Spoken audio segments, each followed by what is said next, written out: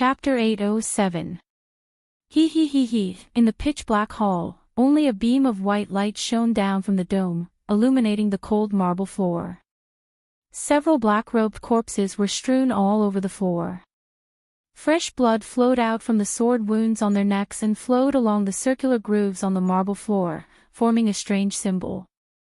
The scarlet blood flowed slowly, making this scene look like the evil ritual used to summon demons in legends. When the blood completely merged together, it suddenly seemed to have a life of its own. It flowed against the current and extended to the center of the magic circle, converging into the body of the elegant creature above the magic circle. In the next moment, the white wolf seemed to have gradually awakened from a long slumber. Its body began to move. Then, starting from its head, its snow-white fur began to roll backward, as if a fur coat was being peeled off. First, a beautiful girl's head was revealed. Her long hair was as dazzling as black sandalwood. Then, it was followed by a pair of delicate shoulders and milk-white skin. Her delicate curves were revealed to everyone as the fur fell off her body bit by bit. The girl's flawless body finally appeared in front of everyone. Her eyes were tightly closed, as if her soul was trapped in an eternal dream. Only the slight rise and fall of her chest proved that the eldest daughter of Akis had not truly died. There was quite a commotion in the hall, and some people even breathed heavily. Ko Hua's eyelashes shook slightly, like the stamens of a flower that had just bloomed. Then, she opened her eyes, revealing a pair of silver eyes that were hazy. She got up from the ground lazily, and her long hair that was scattered on the ground was tied up, like a black waterfall flowing against the current. The girl raised her head and looked at the people in front of her with confusion. "Who are you?" The voice was cold and charming, but it was so cold that it was frightening.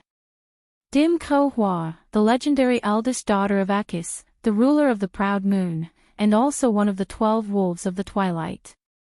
It was rumored that she had died in the Battle of Babel Fortress.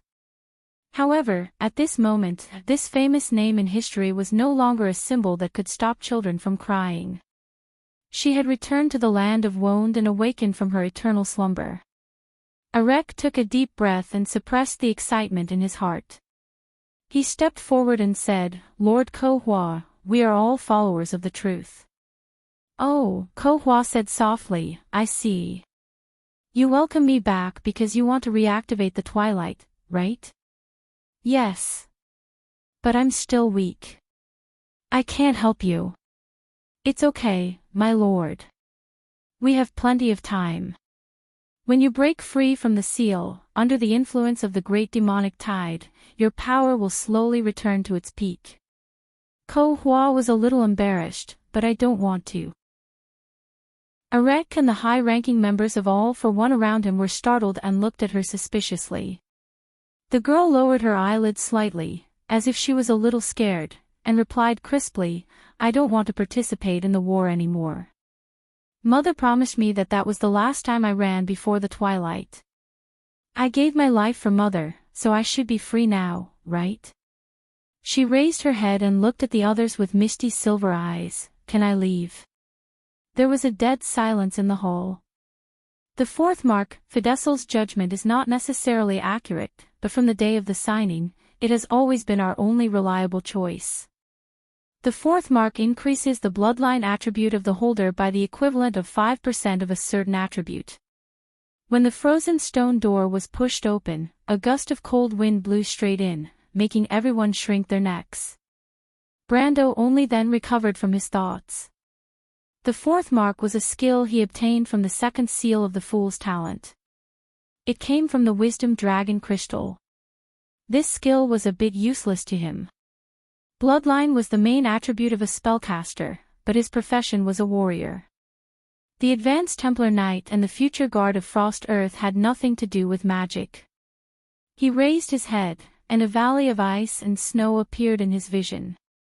The cold wind whistled in the valley, and the blowing snow and ice made the visibility less than 5 meters. This was the lower area of the White Canyon. Inside was a glacier from the Twilight War era caused by the body of the fallen Milos, the habitat of the Frost Devourer. However, Brando immediately felt a little strange. It was reasonable to say that when the Twilight Twins died, the king of the Frost Devourer, Frostfang, should appear nearby. This was the setting in the game, but it was different here. Outside the valley, the north wind was biting cold, but there was no trace of living creatures. Be careful. Brando tightened his cloak, and had to remind everyone to be vigilant. The exit of the cold walkway was located halfway up the mountain. The team slid down the steep ice wall and came to the bottom of the valley step by step. However, the monsters they imagined did not appear. The valley seemed to be empty, except for the visible world covered with ice and snow and the whistling of the wind. Veronica and the others, who had been warned in advance, looked at Brando as if they were asking. This made him a little embarrassed, but it was not easy to explain, so he kept quiet. Most of the things recorded in the literature have a certain age. Veronica took the initiative to explain to him, the location of the monster's nest is not fixed. Thousands of years is enough for them to wander to other places. Yes, there is indeed such a situation in the literature records. Shido nodded. She was an expert in this field. Brando nodded in agreement, but in fact, he knew that he did not get the information from any literature at all. However, Veronica's words gave him another possibility. Contrary to their guess, the Frost Devourer had not left, but might not have come here to build a nest. After all, this was game time. Before the opening of this dungeon, the disciples of the Black Flames had not yet begun to invade this temple. In fact, there were very few people in Erewhon who knew about this ruin. If that was the case, this path would be much safer. That being said, Brando's heart was still faintly unsettled. In the game, the lower level of the White Canyon was not the first area to be discovered. The players first defeated Sheeta and entered the Holy Cathedral of the Hibernator from the main entrance. After defeating the disciples of the Black Flames according to the standard process, they began to explore the fork in the temple.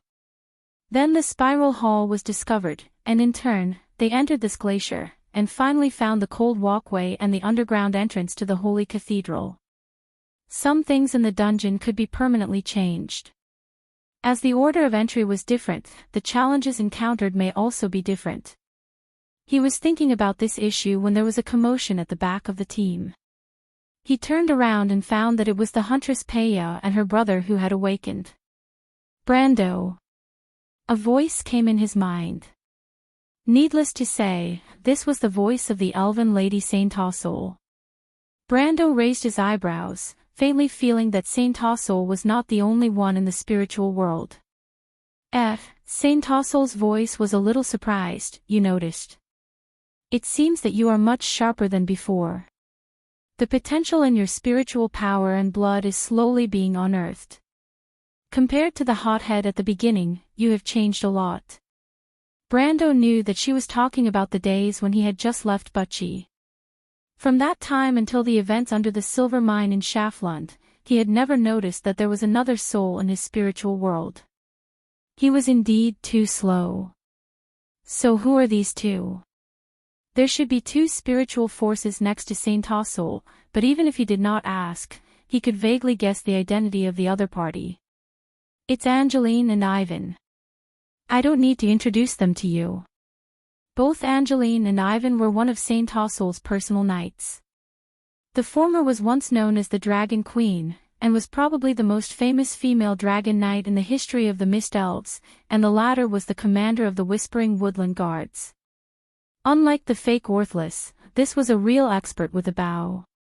Hello, my name is Brando, and I am currently the successor of Lady Saint Tassel.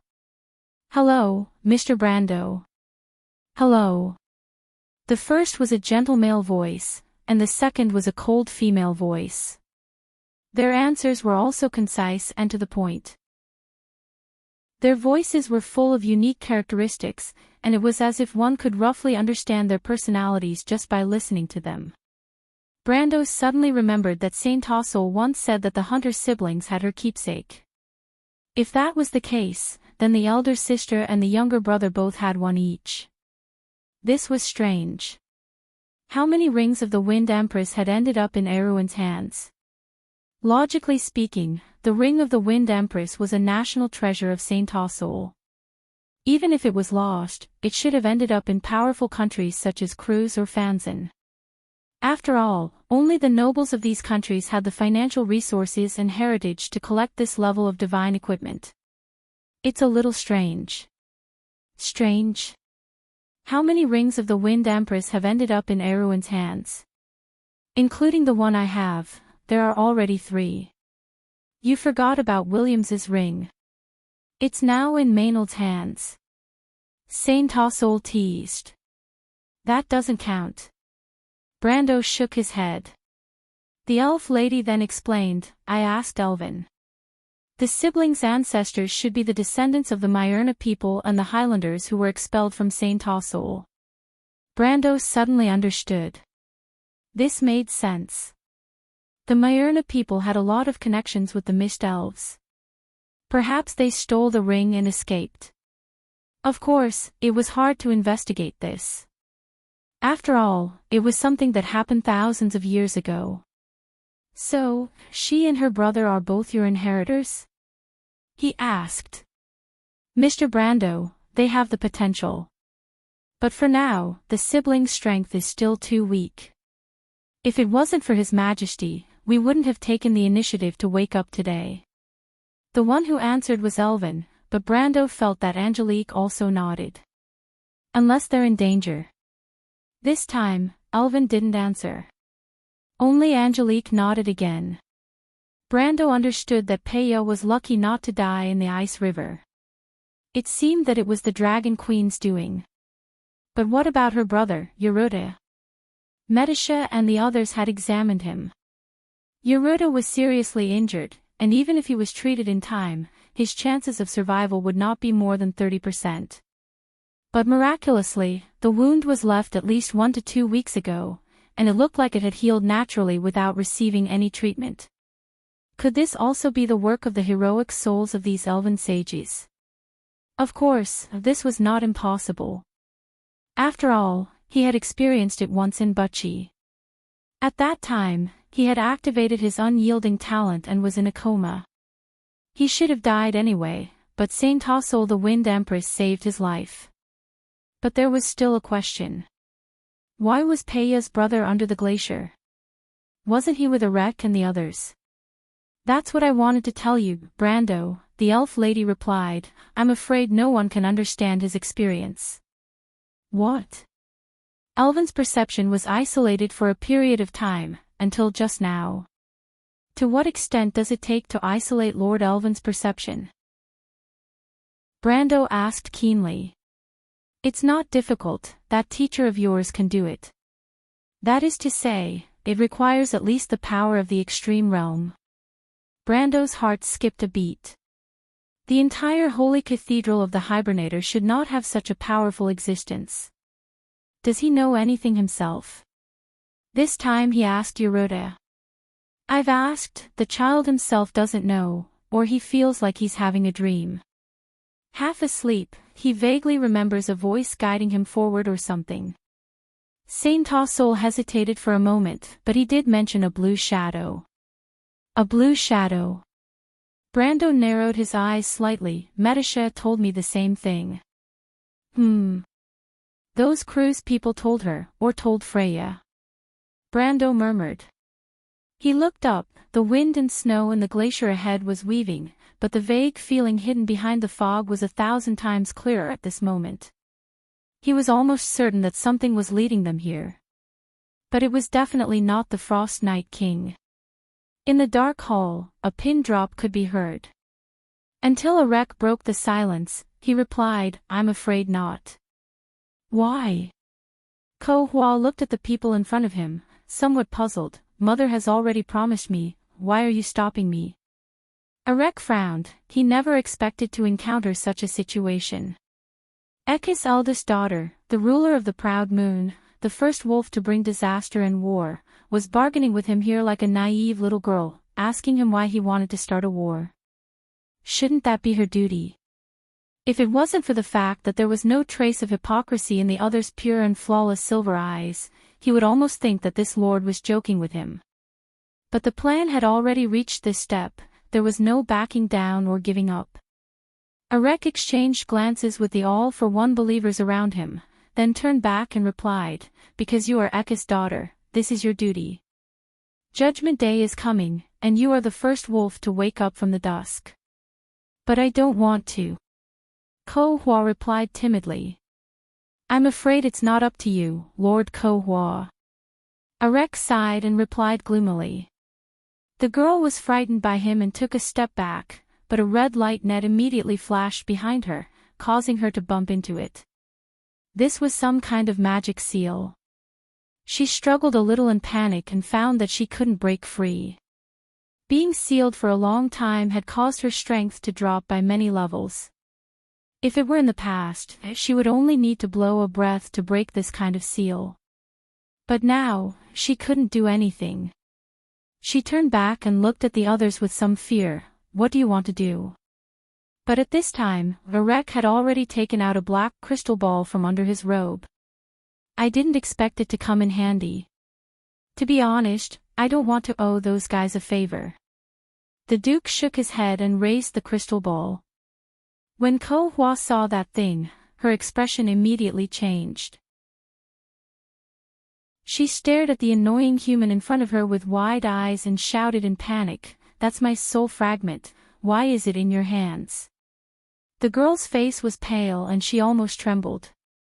Enrich's expression didn't change, but he respectfully replied, "Please forgive this one's offense, Lord Ko-hwa." "No." Brando was talking with Saint Tassol when he suddenly remembered something. He stopped talking and seemed to have fallen into his own thoughts. The elf lady in his spiritual world was keenly aware of this silence and asked, "What's wrong, Brando?" "Nothing, I just thought of something." Brando pondered for a while before answering. "What is it?" "One of Echi's daughters is resting in this temple." "Dim Ko-hwa, Echi's eldest daughter, didn't you mention it before?" "Is that so?" Brando shook his head indifferently, but he was thinking of something else. Ko-hwa had the title of Double Goddess in the game, because the battle between the players and her would repeatedly go through 2 stages. In these 2 stages, Ko-hwa's temperament would also repeatedly switch between a pure and innocent girl and the evil eldest daughter of Echi's. To be honest, the kind Ko-hwa had a lot of fans among the players, but this in itself wasn't surprising. Most of the boss battles in the Amber Sword were strange, and there was more than one boss with dual personalities. But the reason why he thought of this was because some people thought that Ko-hwa's evil state wasn't her true nature. Among the players who had experienced Ko-hwa's battles, there was a saying that when Ko-hwa was in her evil state, she was actually being manipulated. But this saying didn't have any basis, and Brando once thought that it was just a self-deception by those fanatical fans. But he suddenly thought of the voice that had led everyone to the temple, the Blue Shadow, and couldn't help but feel a chill down his spine. That thing had signed some kind of contract with Sheeta in a certain era, but even Sheeta himself couldn't tell what kind of existence it was. Who was it, and what was its purpose? Brando could only think of the title of the Awakening God. But what was the Awakening God, and why did it summon them here? The more he thought about it, the more he felt that this might be a trap. But unfortunately, there was no room for retreat now, or else as long as Enrich activated the star-shaped gem in his hand, everyone would turn to ashes with the forest. What kind of bad luck is this? Brando was a little speechless. Chapter 808. He. In the pitch-black hall, only a beam of white light shone down from the dome, illuminating the cold marble floor. Several black-robed corpses were scattered on the floor. Blood flowed out from the sword wounds on their necks, flowing along the circular grooves on the marble floor and forming a strange symbol. The scarlet blood flowed slowly, making this scene look like the evil ritual used to summon demons in legends.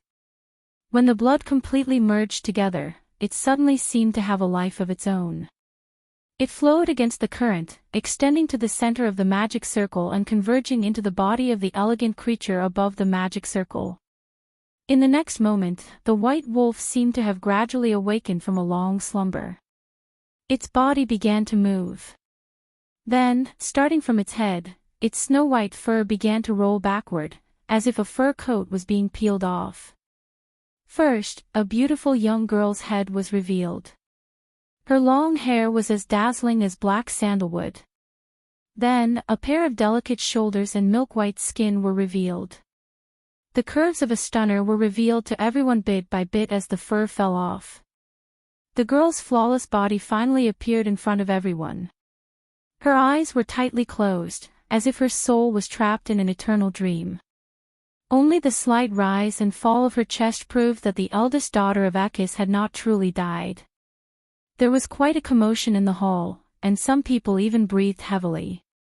Ko Hua's eyelashes shook slightly, like the stamens of a flower that had just bloomed. Then, she opened her eyes, revealing a pair of silver eyes that were hazy. She got up from the ground lazily, and her long hair that was scattered on the ground was tied up, like a black waterfall flowing against the current. The girl raised her head and looked at the people in front of her with confusion. "Who are you?" Her voice was cold and charming, but it was also a little frightening. Dim Ko Hua, the legendary eldest daughter of Akis, the ruler of the proud moon, and also one of the 12 wolves of the twilight. It was rumored that she had died in the Battle of Babel Fortress. However, at this moment, this famous name in history was no longer a symbol that could stop children from crying. She had returned to the land of Wonde, waking up from her eternal sleep. Arek took a deep breath, suppressed the excitement in his heart, and stepped forward. "Lord Ko Hua, we are all followers of the truth." "Oh," Korfa replied softly, "I see, you're welcoming me back because you want to reactivate the dusk, right?" "Yes. But I'm still weak. I can't help you." "It's okay, my lord. We have plenty of time. When you break free from the seal, your power will slowly return to its peak under the influence of the great demonic tide." Ko Hua was a little embarrassed. "But I don't want to."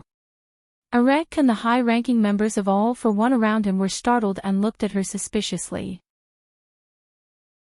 The girl lowered her eyelids slightly, as if she was a little scared, and replied crisply, "I don't want to participate in the war anymore. Mother promised me that that was the last time I ran before the twilight. I gave my life for Mother, so I should be free now, right?" She raised her head and looked at the others with her misty silver eyes. "Can I leave?" The hall was dead silent. The fourth mark, Fidesel's judgment is not necessarily accurate, but from the day of the signing, it has always been our only reliable choice. The fourth mark increases the bloodline attribute of the holder by the equivalent of 5% of a certain attribute. When the frozen stone door was pushed open, a gust of cold wind blew straight in, making everyone shrink their necks. Brando only then recovered from his thoughts. The fourth mark was a skill he obtained from the second seal of the Fool's Talent. It came from the Wisdom Dragon Crystal. This skill was a little useless to him. Bloodline was the main attribute of a spellcaster, but his profession was a warrior.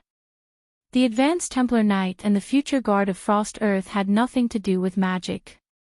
He raised his head, and a valley of ice and snow appeared in his vision.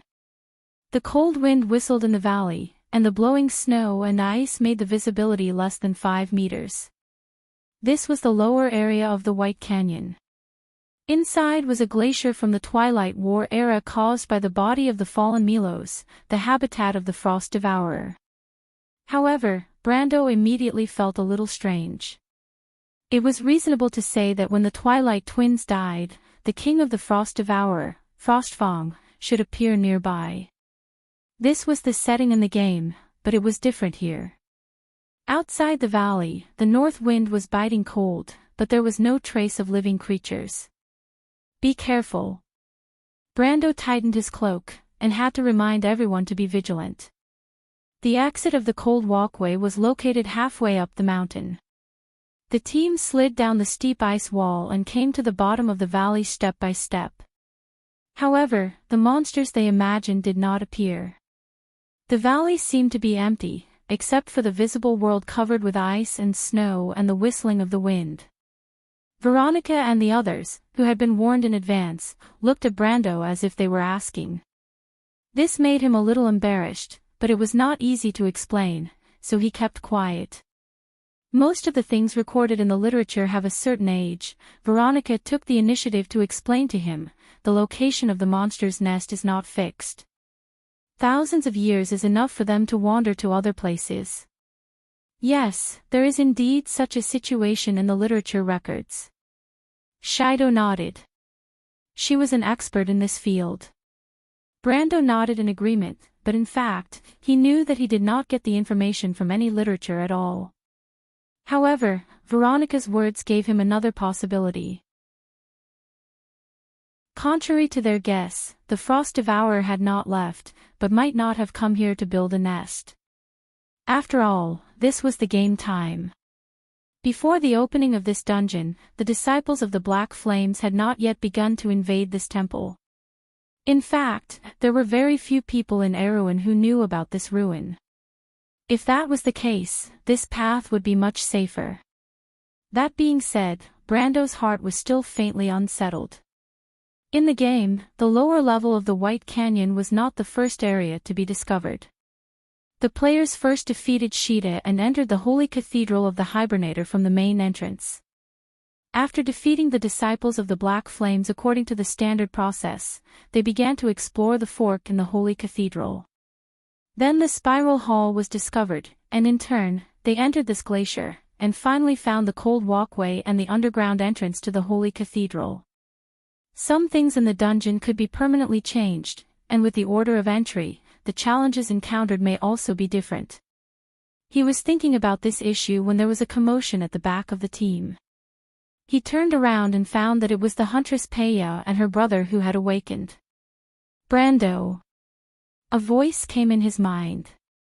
Needless to say, this was the voice of the elven lady, Saint Tossol. Brando raised his eyebrows, faintly feeling that Saint Tossol was not the only one in the spiritual world. Saint Tossol's voice was a little surprised, you noticed. It seems that you are much sharper than before. The potential in your spiritual power and blood is slowly being unearthed. Compared to the hothead at the beginning, you have changed a lot. Brando knew that she was talking about the days when he left Butchie. From that time until the events under the silver mine in Shaflund, he had never noticed that there was another soul in his spiritual world. He was indeed too slow. So who are these two? There should be two spiritual powers next to Saint Tossol, but even if he did not ask, he could vaguely guess the identity of the other party. It's Angeline and Ivan. I don't need to introduce them to you. Both Angeline and Ivan were one of Saint Tossol's personal knights. The former was once known as the Dragon Queen, and was probably the most famous female dragon knight in the history of the Mist Elves, and the latter was the commander of the guards of the Whispering Woodland. Unlike the fake Worthless, this was a real expert with a bow. Hello, my name is Brando, and I am currently the successor of Lady Saint Tossol. Hello, Mr. Brando. Hello. The first was a gentle male voice, and the second was a cold female voice. Their answers were also concise and to the point. Their voices were full of unique characteristics, and it was as if one could roughly understand their personalities just by listening to them.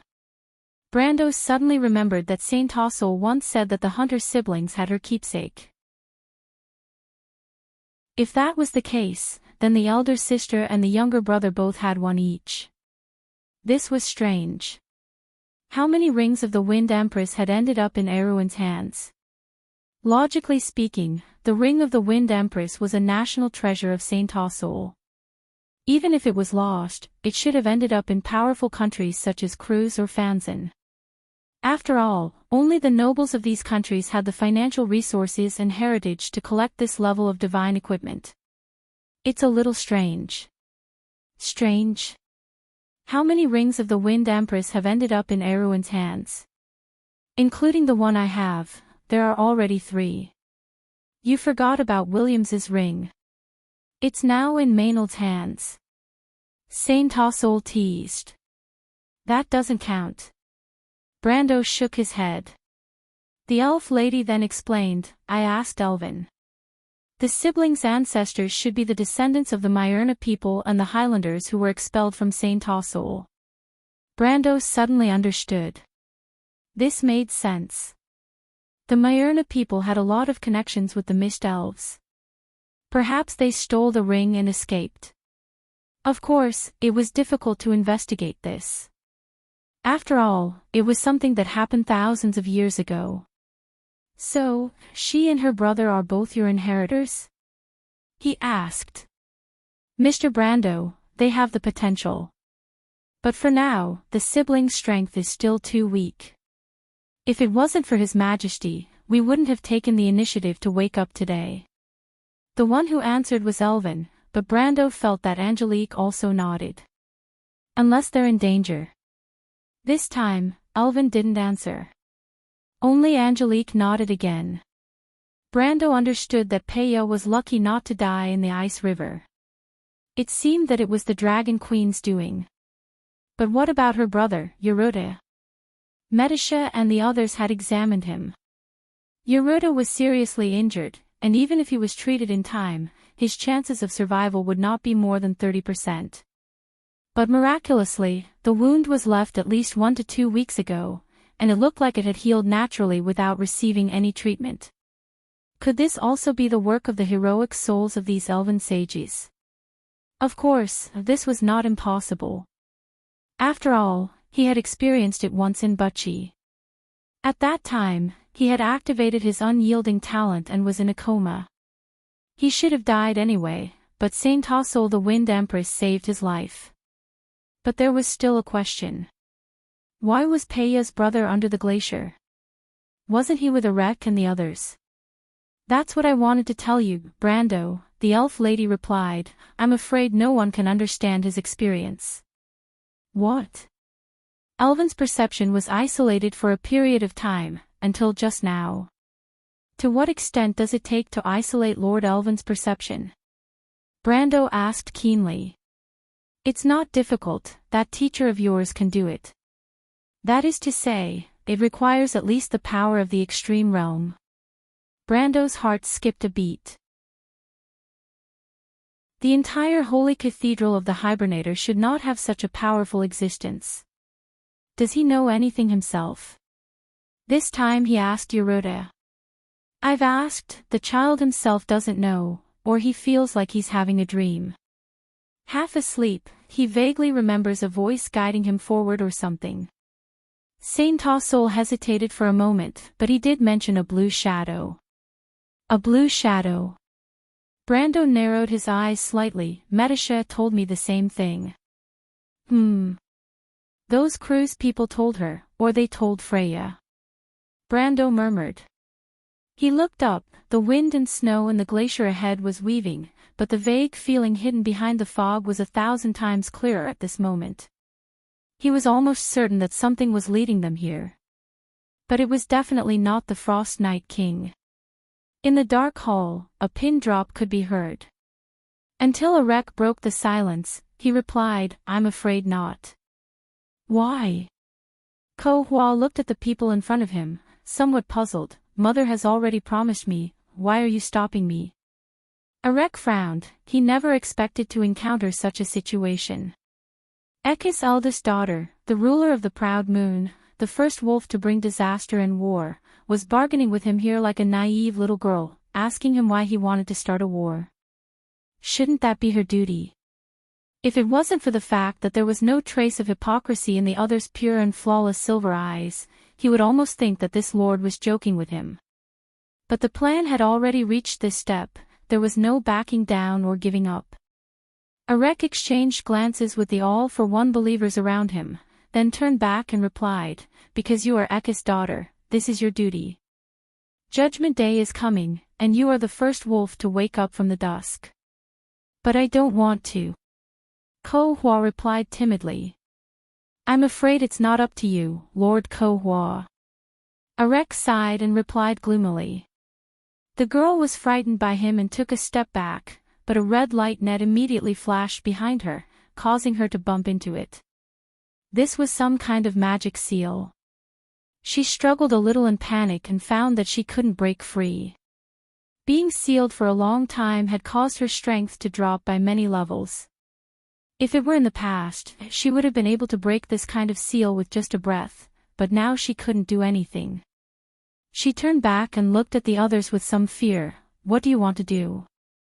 But at this time, Varek had already taken out a black crystal ball from under his robe. I didn't expect it to come in handy. To be honest, I don't want to owe those guys a favor. The Duke shook his head and raised the crystal ball. When Ko Hua saw that thing, her expression immediately changed. She stared at the annoying human in front of her with wide eyes and shouted in panic, "That's my soul fragment, why is it in your hands?" The girl's face was pale and she almost trembled.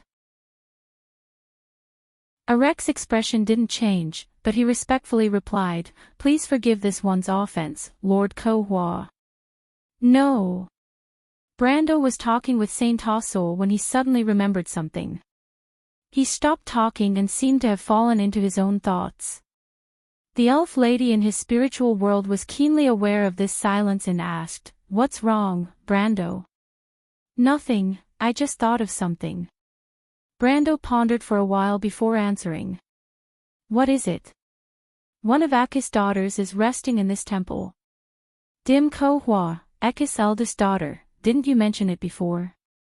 "Is that so?" Brando shook his head indifferently, but he was thinking of something else. Ko Hua had the title of Double Goddess in the game, because the battle between the players and her would repeatedly go through 2 stages. In these 2 stages, Ko Hua's temperament would also repeatedly switch between a pure and innocent girl and the evil eldest daughter of Akis. To be honest, the kind Ko Hua had a lot of fans among the players, but this in itself was not surprising. Most of the boss battles in the Amber Sword were strange, and there was more than one boss with dual personalities. But the reason why he thought of this was because some people thought that Ko Hua's evil state was not her true nature. Among the players who had experienced Ko Hua's battles, there was a saying that when Ko Hua was in her evil state, she was actually being manipulated. But there was no basis for such a statement, and Brendel had once thought that it was just a self-deceiving statement from those fanatical lovers. But he suddenly thought of the voice that had led everyone to the temple, the Blue Shadow, and couldn't help but feel a chill down his spine. That thing had signed some kind of contract with Sheeta in a certain era, but even Sheeta himself couldn't tell what kind of existence it was. Who was it, and what was its purpose? Brando could only think of the title of the Awakening God. But what was the Awakening God, and why did it summon them here? The more he thought about it, the more he felt that this might be a trap. Unfortunately, there was no room for retreat now, or else as long as Arek activated the star-shaped gem in his hand, everyone would turn to ashes with the forest. What kind of bad luck is this? Brando was a little speechless. Chapter 809. Until they crossed the entire glacier, the king of the Frost Devourer, Frostfang, which should have existed in the game, never appeared. There were only some frost wraiths in the snow. These undead creatures were said to be born from the souls of the travelers who had frozen to death under the glacier. They were similar to ghosts, but looked like ice demons that roamed the snow-covered forest. Fortunately, they were not very powerful, and the little female dragon, Brando, and Veronica easily dispatched them. They did not even need the Ash Sword Saint to do anything, and the Shire trio certainly gained a lot of EXP. The small monsters in such a large-scale dungeon were also very rich in EXP and loot. It was a pity that Brando's luck had been ruined when he got the elapsing needle today. None of the dozens of frost wraiths dropped anything good, not even a high-level white equipment. Brendel felt like crying. It would have been worth it if he had gotten a whole set of elapsing needles, but it was only half of it. It was too unfair that he still had to lose some of his luck. After crossing the glacier, the team once again entered the belly of the mountain through a cave hidden in the valley. Under Brando's guidance, they turned into a long artificial corridor. It was as if a spectacular painting had suddenly appeared before everyone from the sky. It was a magnificent temple embedded in the belly of the mountain, hundreds of feet high, with arched beams opening up a towering trapezoidal space. The temple followed the architectural style of Milos's wreckage that they had seen on the surface, but beams of sky-blue light hung down from the dome of the temple like sharp swords that were hundreds of feet long, sprinkling on the blue ice, crisscrossing with the slanted beams to form disorderly and picturesque shadow patches. The temple was so majestic, as if it was a giant sandwiched in the belly of the mountain, independently supporting both sides of the glacier. When they walked out of the narrow corridor, they could only feel that they were as small as dust. Everyone could not help but exclaim in their hearts. Even Brando, who had read the description in the guide, was shaken at the moment. This was the Eternal Extinction Square, and further back was the Spiral Hole. This was the creation of the civilization from the previous era. The square was still echoing with the tragic cries from that war. Then, everything fell silent, leaving only the silence of the tens of millions of years later. What's that? It was not known when the little prince had run to the front. He curiously stared at the groups of blue light balls cruising in the square below and asked. Breath of Frost. Those were the activation spells that had been awakened from the ancient battlefield by the dark magic power. However, the number of activation spells was astonishing. From one end of the square to the other, there were at least 1,000 of them. They were scattered like stars in the night sky. Veronica couldn't help but feel a little troubled when she saw this scene. This kind of ancient activation magic was quite difficult to deal with. If there were only a few dozen of them, it would be easy to deal with, but there were thousands of them. Even if she and the Ash Sword Saint attacked together, along with the little female dragon and Brando, she was afraid that they would be drowned. Kill them directly. Veronica took a deep breath. The scene in front of her also proved that the ancient war was tragic. How dense the explosion of magic was needed to cause so many activation spells to gather here thousands of years later. There was another ancient battlefield in Wonde. That was the place where the four sages and the dark dragon had the final battle. Today, that place was called the Dead Land. A large number of activation spells were active in that place, but the number was not as ridiculous as here.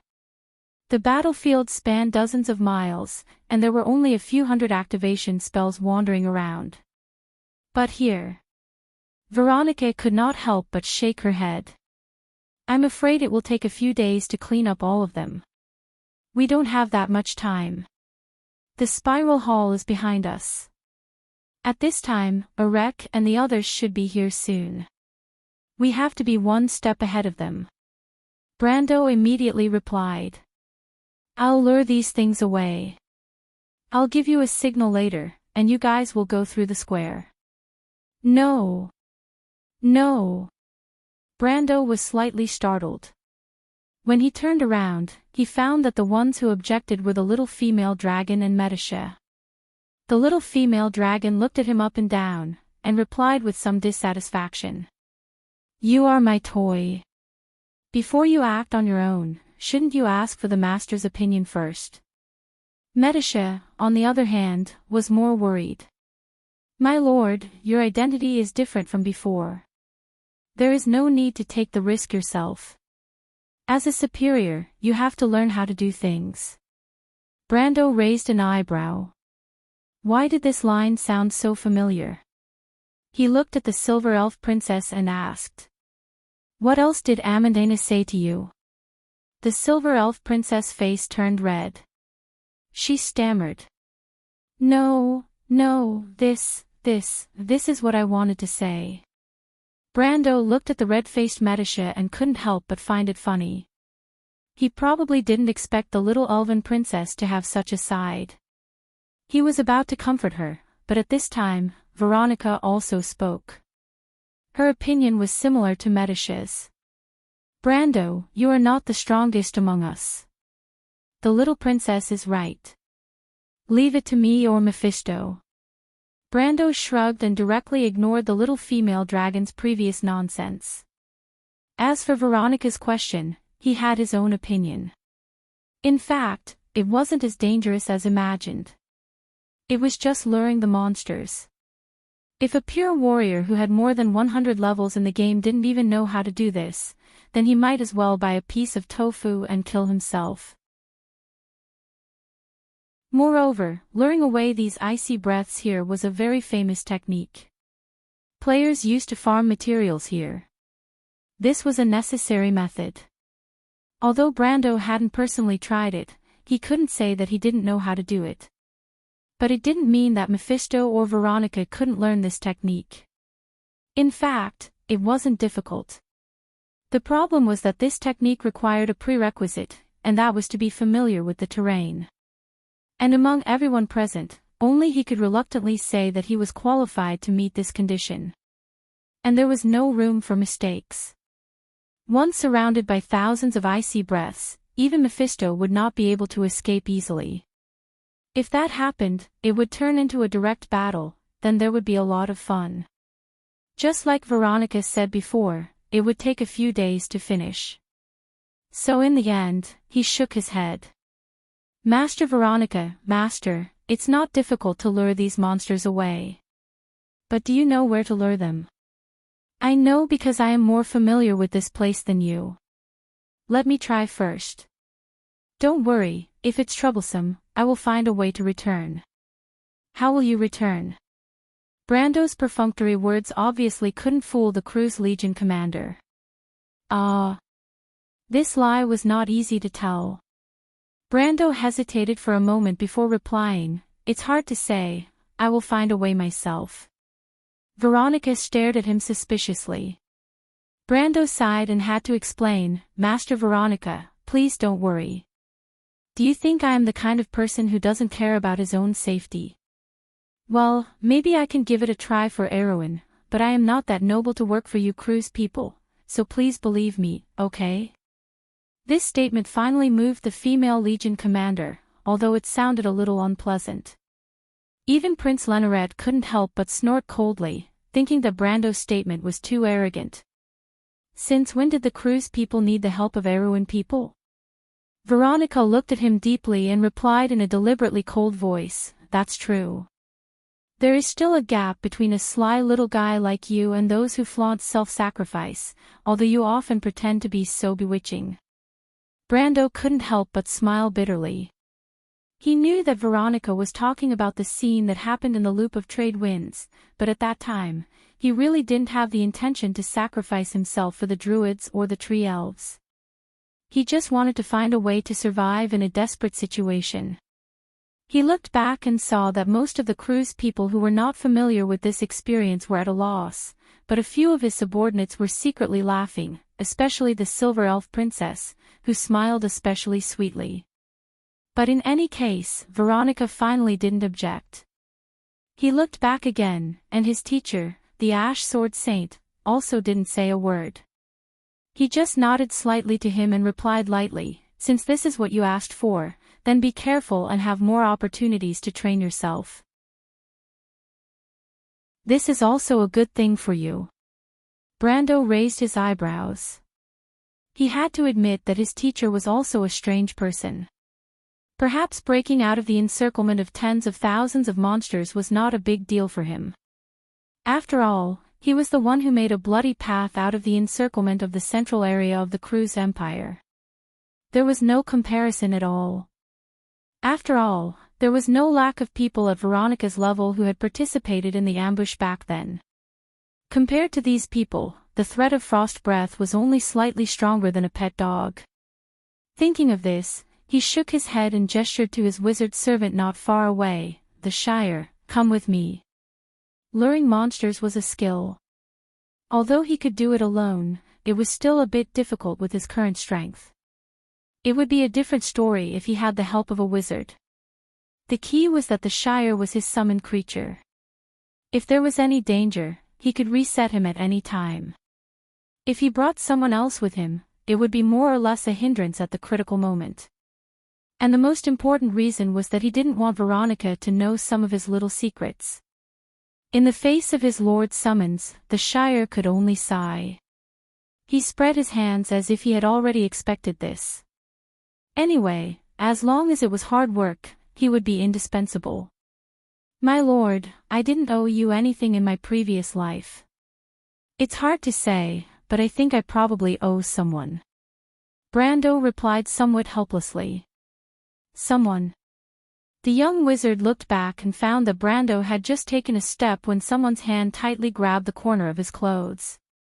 Brando helplessly turned back and met Scarlet's bright and somewhat worried eyes. You wait for me here, Scarlet, I'll be right back. Oh no, it should be that we'll meet on the other side right away, okay? Brando felt that the phrase, right away, was a bit too unlucky. Why would he come back? So he quickly changed his words.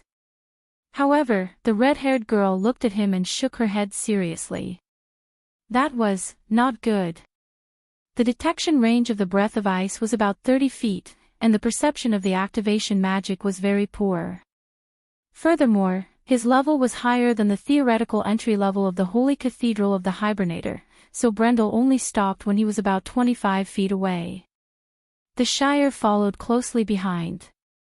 A wizard's stealth ability was far inferior to a warrior's profession, not to mention compared to Nightingale. However, magic could solve this problem.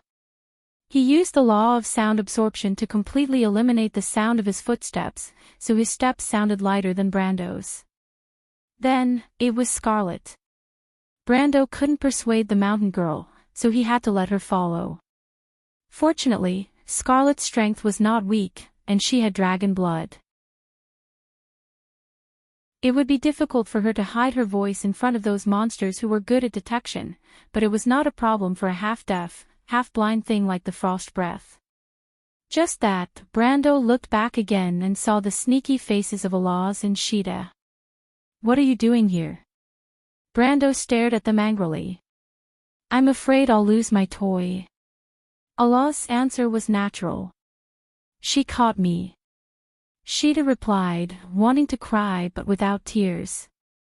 Brando was a little speechless. If he had known, he would have just taken everyone to break out of the encirclement. These 4 or 5 people together to lure the monsters was simply a fantasy. He had to fiercely gesture to Alaz, listen to my command later. What's with your attitude? The little female dragon seemed very dissatisfied, but after a while, she added. But if there's a reason, I can still consider it. Brando snorted softly, hiding behind the first beam, and pointed to the beam on the other side and said, see over there, the frost breath attacks by rays, with a range of about 120 feet. They move by flying, with a movement speed of about 15 feet per second. However, we have 5 chances to avoid their pursuit through the beam, so if your own explosive speed can't reach more than 12 feet per second, just obediently retreat. With that, he looked back at the others. But Alaz looked at him as if he was an idiot. What are you looking at? Of course it's a question.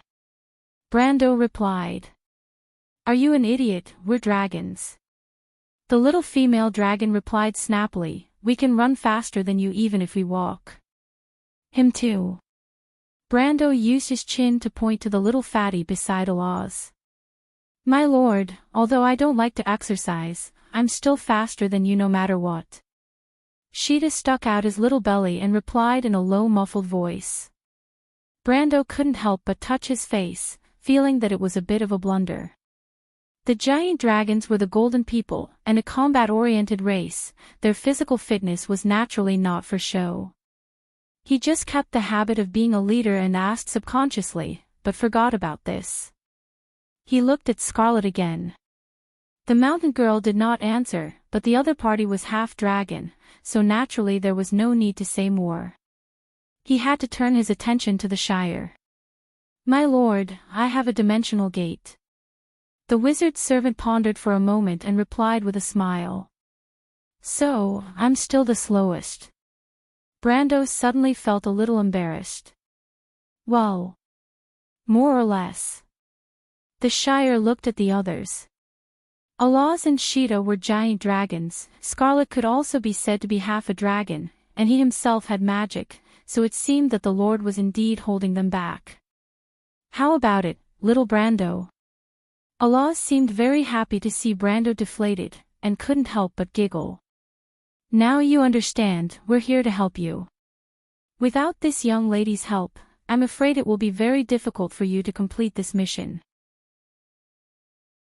This is secondary. If you were to be killed by these flies, then wouldn't the toy that I had painstakingly obtained be gone? This is very bad. Brando knew that the little female dragon was deliberately going against him, as if she had been holding a grudge ever since she knew that he gave the golden apple to Scarlet. But he suddenly thought of a plan. Allahs, how about we make a bet?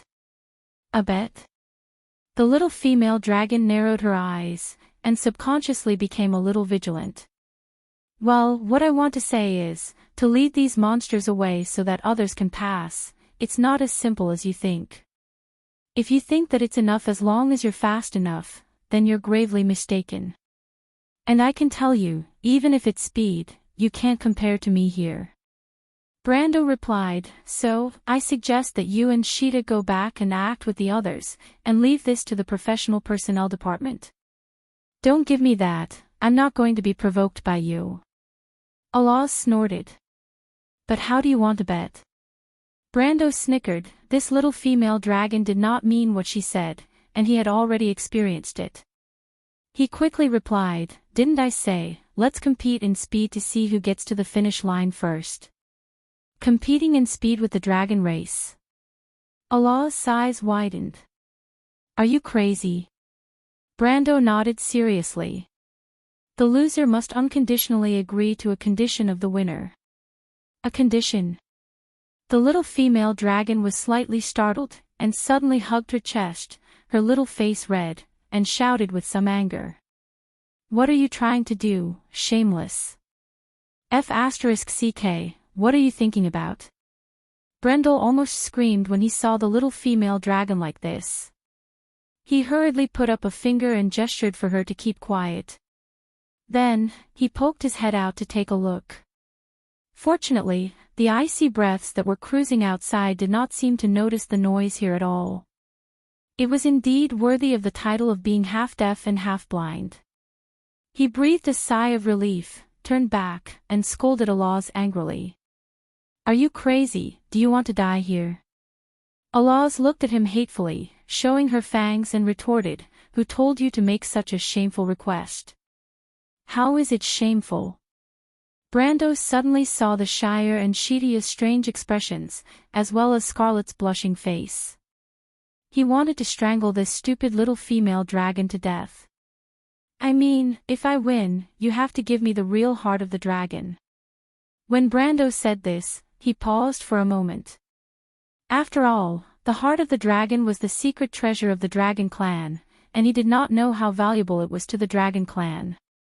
It was just that Princess Magadal needed to rely on the heart of the dragon to revive, so he came up with this idea in a hurry. Sure enough, as soon as he opened his mouth, Sheeta hurriedly shook his head. The heart of the dragon is mine. But unfortunately, Allahs looked at him suspiciously and asked, that's it? Okay, I agree. Sister Allahs. The little fat dragon widened his eyes. It's okay, you can join in too. Allahs patted her cheap brother's shoulder, and said casually, this way, if he loses, he owes each of us a request. You can do that. The Shire was stunned, and he quickly raised his hand. Then I'll join in too. Brando looked on coldly, watching his young wizard servant digging his own grave, and could not help but sneer in his heart. But he was also curious, and asked, what kind of wager do you want? Because in Brando's impression, the Shire seemed to be the kind of person who was indifferent and carefree. Unless it was necessary for magic research, he did not seem to have any other desires. That's nothing, but I think it's cool, isn't it? Think about it, your master owes you a request, it's so dirty and unreasonable. The Shire could not help but answer with a smile. Damn, Brando was speechless at his servant's strange idea. But when he turned around, he saw Scarlet's face was red, and she raised her hand. You want to join in too? Yes. Damn. For a moment, Brando could not help but have such a thought in his mind. This was indeed very dirty and unreasonable. Chapter 8:10. Happy Birthday Kitty. Blackie's new book, Calamity Descends, will be on the shelves on National Day. Everyone who is short on books can go and take a look. If you like it, you can also subscribe and give monthly tickets. In addition, you don't have to worry about the updates of the book anymore. It may not be 100% stable every day, but it certainly won't be a monthly update. Equals a smiley face. While Brando was making his bet, Duke Arek and his party had already passed through the central maze under the lead of Ko Hua. The road ahead was getting wider and wider, gradually forming a cave-like corridor inside the mountain. Those corridors were hundreds of feet high, and the pillars with a diameter of more than 30 feet supported the pillars that looked like the ribs of giant beasts. Looking up, these majestic pillars were embedded into the walls on both sides. The hall was not empty. The prehistoric battle had extended to this place, causing the empty walkway to be filled with skeletons of all sizes. These skeletons were still in the state of battle when they were alive. It was as if a tragic battle had been interrupted by a sudden disaster, and all the participants were frozen in the last moment of their lives. The bones filled the entire space, forcing Arek and the others to meander through the gaps between them. He was bypassing a skeleton with wings. The skeleton was still wearing a half-body armor covered with silver wings, but the armor that used to shine had lost its magic brilliance and turned into a pile of rusty copper and iron. This was the corpse of a divine servant, a seraph. This kind of golden race was completely wiped out in the Battle of Ebabel. The remaining few people hid outside the elemental frontier and disappeared with the gods. Today, there were still some secondary divine descendants in Wonde, but compared with these terrifying and beautiful creatures, they were not the best among the silver race. Duke Arek noticed the skeleton of the giant wolf that fought with the seraph. The third vertebra of the skeleton's skull was obviously white. This was a typical third-generation Twilight wolf, the offspring of Fenrir. They and their ancestors had been imprisoned by the divine people, and the place where they were chained was left with a permanent mark that went deep into the bone marrow. Arek withdrew his gaze from these skeletons and narrowed his eyes. Where is this place? The promenade of meditation. Where does it lead to? The place you want to go. Arek turned around. Beside Devard, Ekis' eldest daughter was shrouded in a black robe. The surface of the robe had some scarlet patterns, and the black fabric made her skin shine like snow. The hood was so deep that only her sharp chin could be seen. However, the pair of red eyes shone in the shadows, and the cold glint could still be clearly felt. When Arek did not speak, Ko Hua pursed her lips and did not say a word. Ever since she absorbed the other half of the soul fragment, she had become like this. She was no longer as pure and innocent as before. However, only when Arek looked away would the girl's face reveal a pained expression. She frowned. Arek could faintly feel that the eldest daughter of Ekis had not forgotten everything. Those stinking demons from the Sulphur River gave him her soul fragment and told him that this thing could make the unruly Ko Hua obedient. However, the latter was neither unruly nor obedient.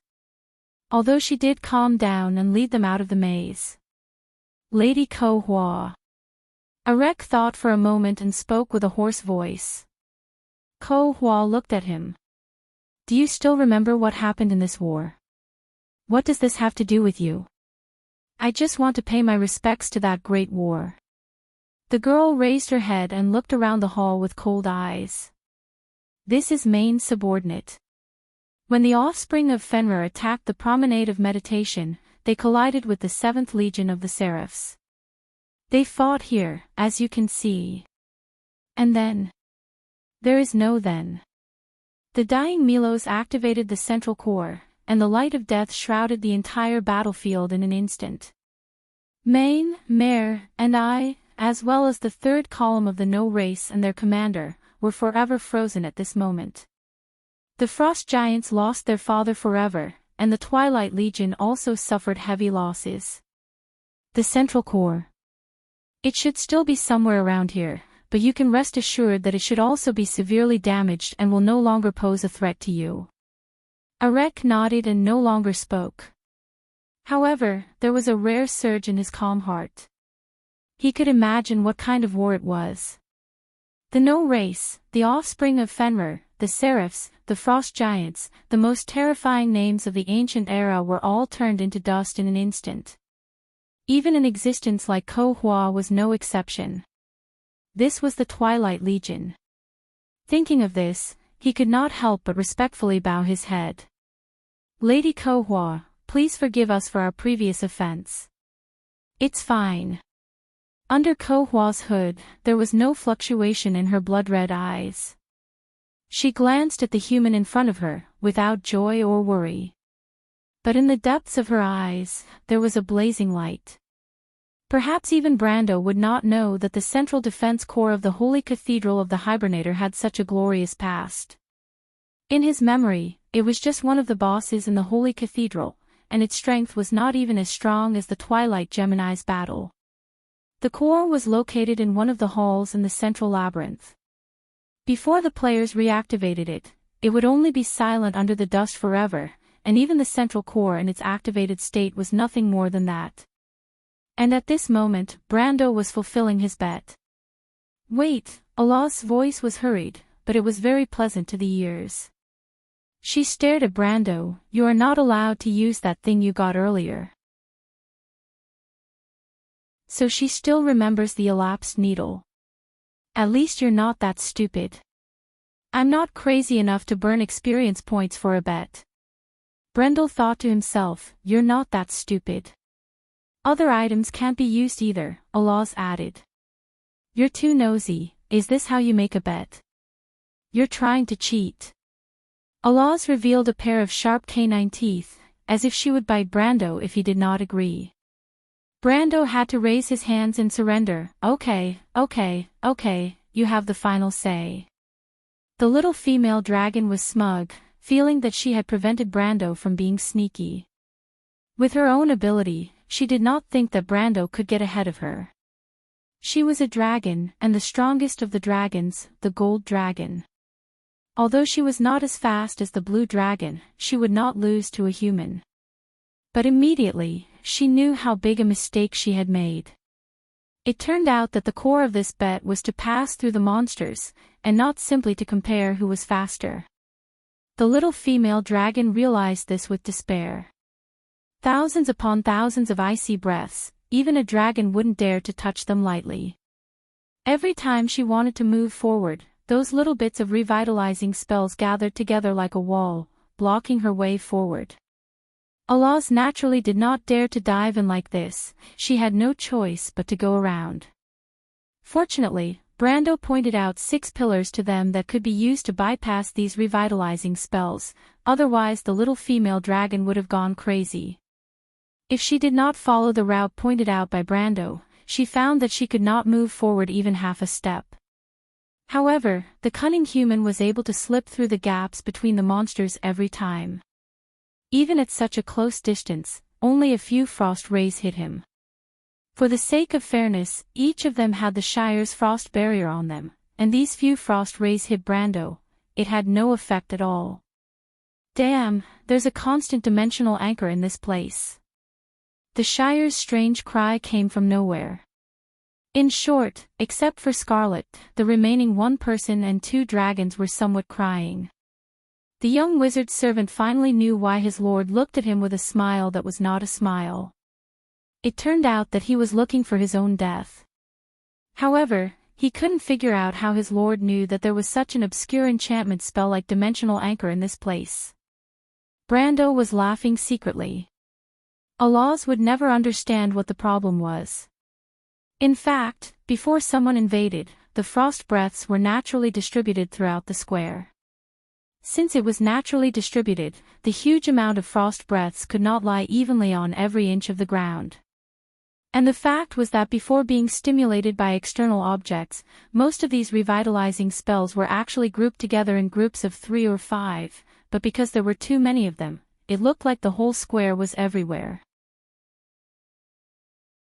In other words, there were still 1 or 2 fixed cutting routes. These classic cutting routes were also summed up by the previous players from repeated failures.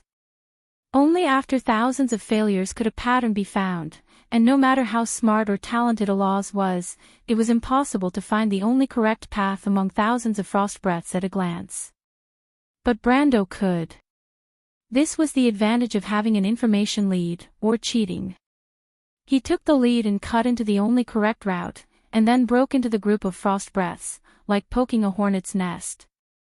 Although Brando's speed was not too fast or too slow, it could be said to be just right, almost blocking the reaction speed and shooting distance of the frost breaths, so these revitalizing spells were almost helpless against the fly that passed between them. But have you ever seen an angry bee swarm? These frost breaths were the same at present. Although their reaction was very slow, once they moved, the huge number was extremely terrifying, especially when Brando deliberately disrupted their pace, causing them to jam together behind him. Countless revitalizing spells were in a mess behind Brando, and Alaz, Sheeta, and the Shire, who were also behind Brando, could only grit their teeth at this moment. Before the frost breaths moved, they could not find the path through them, let alone after they moved. In front of them, the frost breaths were like restless waves, and anyone who wanted to plunge headfirst into them would probably end up with nothing left of their bones. Alaz walked forward for this distance, and could only stop and stomp her feet. "Brando, you damn cunning human." The little female dragon waved her claws and roared at Brando's back from afar. Brando pretended not to hear. He was bypassing the last pillar, and at the same time threw 2 stones into the 2 piles of frost breaths not far away. This action was no different from poking a hornet's nest, and the revitalizing spells over there immediately fell into a frenzy and chased in his direction. He looked back again, and the revitalizing spells in the middle and front of the hall had been left behind by him for a long time. Except for the sporadic attention attracted by Alaz and the Shire, most of them were led in his direction. If he remembered correctly, there were 2 exits to the north of the Eternal Extinction Square, and the eastern exit led to the central maze. He intended to lead these frost breaths there first. But there was a problem here. First, there were 2 giant revitalizing spells at the exit. With his current speed, it was difficult to avoid the opponent's attack. Second, after these revitalizing spells were led over, how could he turn back? It was not that there was no way in the game, but he was a warrior, not a nightingale known for her agility. In fact, this was the difficulty of the whole monster luring technique, but Brando knew that most of the techniques of that era had some flaws. For example, he himself had modified a lot of meaningless action paths. For himself, he was still very confident. After all, he was a warrior with a pure profession over level 100. If his agility was not enough, he would rely on experience to make up for it. Looking back again, the frost breaths clustered together were closer, but the huge number limited their forward speed. Brando estimated that the revitalizing spells on the left and right were a bigger threat to him. In fact, at this time, several cold rays were shot at him from both sides, but Brando gently leaped and let all the attacks fall behind him. He crossed the hall horizontally and came near the last pillar. He raised his head, and the eastern exit was close at hand. Near the exit in that direction, there were 2 giant revitalizing spells. Those things looked like an enlarged version of the frost breaths, each at least 60 or 70 feet in diameter. Around their bodies, there were some dazzling blue spots, like orbiting satellites, but Brando knew that it was their attack method, so he deliberately avoided some. But in any case, in the end, he still had to pass through the middle of the 2 frost breaths. There was no shortcut, he could only rely on the county. He immediately sank his consciousness into the world of his mind and ordered, "The county." The long line of people in black robes stopped in front of a quaint door. The door was also made of the obsidian material that could be seen everywhere here, but it was covered with star-like textures. In the center of the door, the stars surrounded a star, and there was only a groove left in the position of the star. Everyone looked up at the giant door, which was 120 feet high. There were 2 skeletons by the door, each holding an ice-blue giant axe, their heads hanging down, and their helmets split in 2. "These are the frost giant forbidden guards?" Devard's voice hissed. Erek nodded. "We're here." "Behind this is the spiral hall," Kohua replied coldly. The Duke turned his head, and the black-robed Knight of All for One came into his sight. "Find a way to open this door, and the others, guard this hall." He took a breath, and his heart finally stirred. The plan had finally reached the last step, and success was in sight. But Erek suddenly narrowed his eyes and noticed that the promenade of meditation led to a dark corridor. He glanced over there and asked, "What direction is that?" The hall was silent, and no one answered his question. He had to turn his head to Akis' eldest daughter. The latter looked at him silently. "Eternal Extinction Square." "Where is that?" "I don't know." Kohua shook her head, as if she really didn't know. "You don't know." "But I know that the Main brothers escaped in that direction." "Why, you don't believe me?" Kohua looked at Erek with her blood-red eyes, and her eyes were calm without the slightest fluctuation. Alec furrowed his brows. "Devard," he ordered, "take some people there and have a look." Kohua didn't seem to care about the other's order. She turned her head and quietly looked at the giant obsidian door in front of her.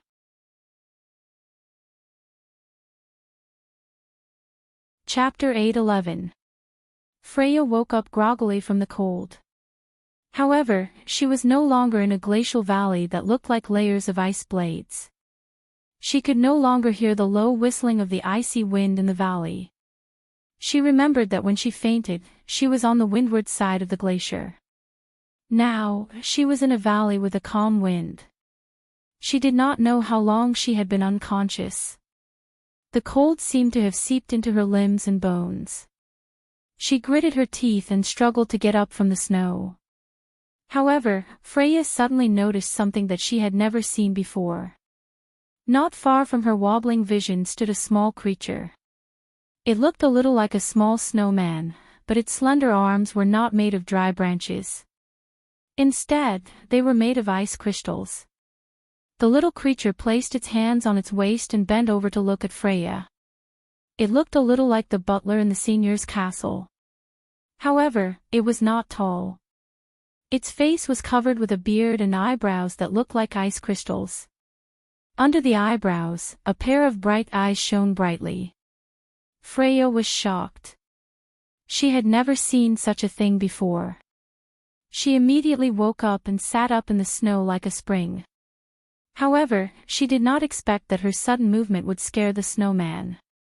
The little creature was so scared that it took 2 steps back and tripped on a tree root.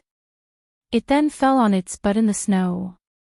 It took a long time for it to get up. Then, the 2 of them stared at each other. There was an awkward silence in the snow. After a long while, Freya finally realized that the snowman did not seem to be hostile. She pondered for a moment and asked tentatively, "Did you bring me here?" The snowman was startled. It quickly patted the snow off its body and stood up. It bowed respectfully to Freya and said, "No, it was not me. It was my master who brought you here, my dear young mistress." It could even speak Crew's language. However, its intonation was a little weird. It sounded like a duck quacking, which was very funny. Freya's mouth opened in an O shape. She was shocked by the way the snowman addressed her. "Wait, what did you call me? Who's your master?" "Master is master, respected little master." The snowman answered in a matter-of-fact tone, as if that was the correct answer to this question. "Wait, I'm not a little master. Did you get the wrong person?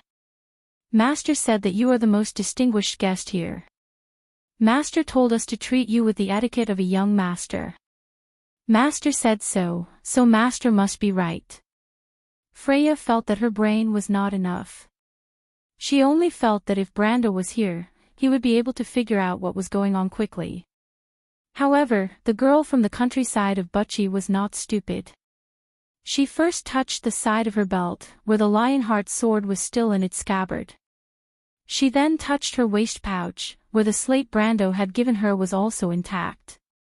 Even the ruby ring was still on her finger. She heaved a sigh of relief. This meant that the other party had no ill intentions. She calmed down a little. After a while, she asked the snowman, "Hello, how should I address you?" The snowman put one of his withered hands on his chest and bowed at her like a human being. "We are the Tolofen sprites who have lived here for generations. My honorable little master, we do not have names. You can call us Hey, or Come Here. After all, we all look the same to you, but there are actually some differences. You only need to count our beards and eyebrows carefully, and you will find that there are more and less of them, and their shapes are not the same either." Before Tolfin finished its introduction, Freya burst into laughter. The little thing was imitating the etiquette of the human nobles, but its words were irrelevant. It was a little funny. She held back her laughter and asked, "Where is your master?" "Master is in the house." "House? Can I see him?" "Master said that if you wake up, little master, I should take you to see him." "Take me to see him?" Freya was a little suspicious. "Can I see him now?" Tolfin nodded. Freya stood up in the snow and patted the corner of her clothes, only to realize that she had recovered from her injuries. She remembered that she was seriously injured before she passed out and killed the silver monster with the last blow. She could not remember what happened at that time. She only vaguely remembered that the slate in her bag fell out and glittered in the snow, and she was in pain as if she had fallen into a furnace. Then, she passed out. However, the stone slab was still in her waist pouch. She pinched it with her hand, and it was as cold as before. There was no change at all. Freya did not know if the recovery of her injuries had something to do with the changes at that time or the mysterious master of these fairies, but she saw that the little snowman had climbed to the mouth of the valley in front of her. It stood under a snow-white thorn bush and waved at her. Freya hurried to follow it. Freya found that she seemed to be in a secluded valley. She followed Tolfin through a dense forest of white thorns that she had seen before. The whole valley seemed to be covered with this kind of plant. These white thorns could grow very high, just like the trees outside, except that the top of the thorns bent down and hung glowing fruits. Like street lamps, the soft light illuminated the winding path in the forest. There were many animals in the white forest. Freya saw a type of squirrel with grayish-white fur. It was searching for shrubs and seeds under the thorny bushes. Occasionally, it would pass through the path in a group, or it would look at her with its big black eyes, wary of an outsider. On the thorns above her head, there were many birds that looked like sparrows, but these birds had silver feathers and long tail feathers. They were not afraid of strangers at all, and let Freya and the fairies walk under them. Instead, they tilted their heads and looked at the uninvited guest. After walking for a while, the white thorns suddenly separated to the left and right. Freya's eyes lit up slightly, and a look of surprise appeared on her face. After the thorns separated, a mountain spring surrounded by the forest appeared behind. The mountain spring hung down from the rock wall and fell into a pool. Steam rose from the pool. It was obviously a hot spring formed by geothermal heat. But this wasn't enough to surprise her. She saw that the ground beside the hot spring was covered with emerald green vegetation and meadows. And on the meadow, there was a blue stag lying down. The stag obviously noticed her too. Freya did not know if she was hallucinating, but she saw the stag looking at her with a kind expression. This made her recognize the stag immediately. It was the stag that led them out of the predicament the night before. She seemed to have understood something, but at this moment, Tolfin, who was leading the way, stopped and turned back to look at Freya. The surprised girl looked ahead and saw that the white thorny trees had come to an end. In front of them was an open space in front of a mountain wall. A man-made structure was carved out of the mountain wall, forming an arch that was as tall as 3 or 4 people. Freya looked at the arch, and then at Tolliver, who had stopped, and asked, "Do you want me to go in?" The snowman nodded. Freya had to pluck up her courage and take a few steps forward into the cave. The light around her dimmed, but after adapting to the dim environment, she gradually saw the interior of the cave. Behind the arch was a natural cave, as if the man-made hatchet marks on the outside were just to decorate the entrance of the cave. Like most glacial caves here, the walls of the cave were made of smooth ice, but the cave was not deep. It extended for 20 or 30 feet before it stopped abruptly, cut off by a vertical ice wall. Freya could not help but widen her eyes. Where was the master that the little sprite mentioned? There was nothing in the cave. But just as she was puzzled, the ice wall in front of her suddenly melted and formed a small door, and then a voice said, "Please come in, Miss Freya." "You know me?" Freya asked, startled. But the voice did not answer. Freya was nervous and curious. She was actually very worried about the safety of Brando, Maynard, and the little prince at the moment, but she did not know where she was. She waited for a while and saw that the voice had no intention of continuing, so she had to bend down and pass through the small door in the ice wall. The thick ice wall was about 10 feet thick. After passing through the small door, she suddenly felt a light in front of her, and the surrounding temperature rose a few degrees. It was not as cold as before in the valley, but there was a warm atmosphere. Freya looked up in surprise and found that behind the ice wall was a very comfortable room. It was like the study rooms of the nobles she had seen in Ampere Seal.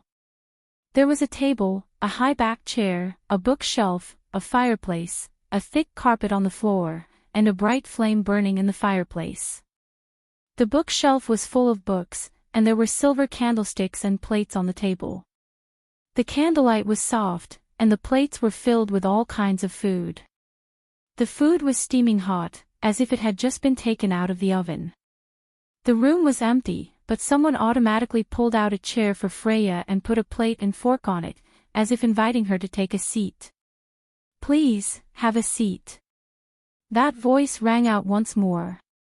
Freya knew that if she did not do as the other party said, the voice would probably ignore her again. She hesitated for a moment and sat down. Immediately, a white porcelain teacup automatically flew down from the shelf next to her and placed in front of her. Then, the silver teapot on the table seemed to be held up by an invisible hand, tilted slightly, and poured tea for her. The tea was a beautiful red, like the onyx in the cup. Freya was a little nervous. She put her hands on her knees and suddenly remembered what she had learned in etiquette class. She said subconsciously, "Thank you." The voice seemed to have seen through the girl from the countryside of Butchie and couldn't help but laugh. "Don't be nervous," he said, "don't be nervous. It's been a long time since we entertained guests here." Freya took a deep breath. She didn't know what he meant by, "It's been a long time since we entertained guests." Did it mean that this place used to entertain guests? Or did it mean something else? She asked, full of doubts, "Hello, are you the owner of this place? Did you save me? We'll talk about this later." "Try the tea I made first," the voice replied gently. Drinking something of unknown origin in a completely unfamiliar place was not a wise thing to do, but Freya felt that there was no need for the other party to do this. She hesitated for a moment, but still patiently picked up the white porcelain teacup and took a sip. The black tea was very delicious. It had a strong taste of milk. After entering her mouth, she felt as if all the fatigue in her body had disappeared. Even the soreness from sleeping in the snow had disappeared without a trace. But she was not in the mood to drink tea. She only took a sip and put down the cup with both hands with a heavy heart. How is it? The voice asked. And, very good. Thank you for your hospitality, Freya said, choosing her words carefully. You seem to be very worried. Freya was not an idiot. She could now confirm that the other party was the owner of this place. Because I don't know where this place is. I'm very confused. This is just a place because it is not fundamentally different from other places. If you seriously consider this question, you will realize that it is not important to you, right? The voice replied. Freya felt that this statement was very strange, but it could not be said that it was wrong. What she really cared about was not where she was, but how far away she was from Brando and Maynard. She nodded honestly. Yes, I'm worried about my companions. I've been separated from them.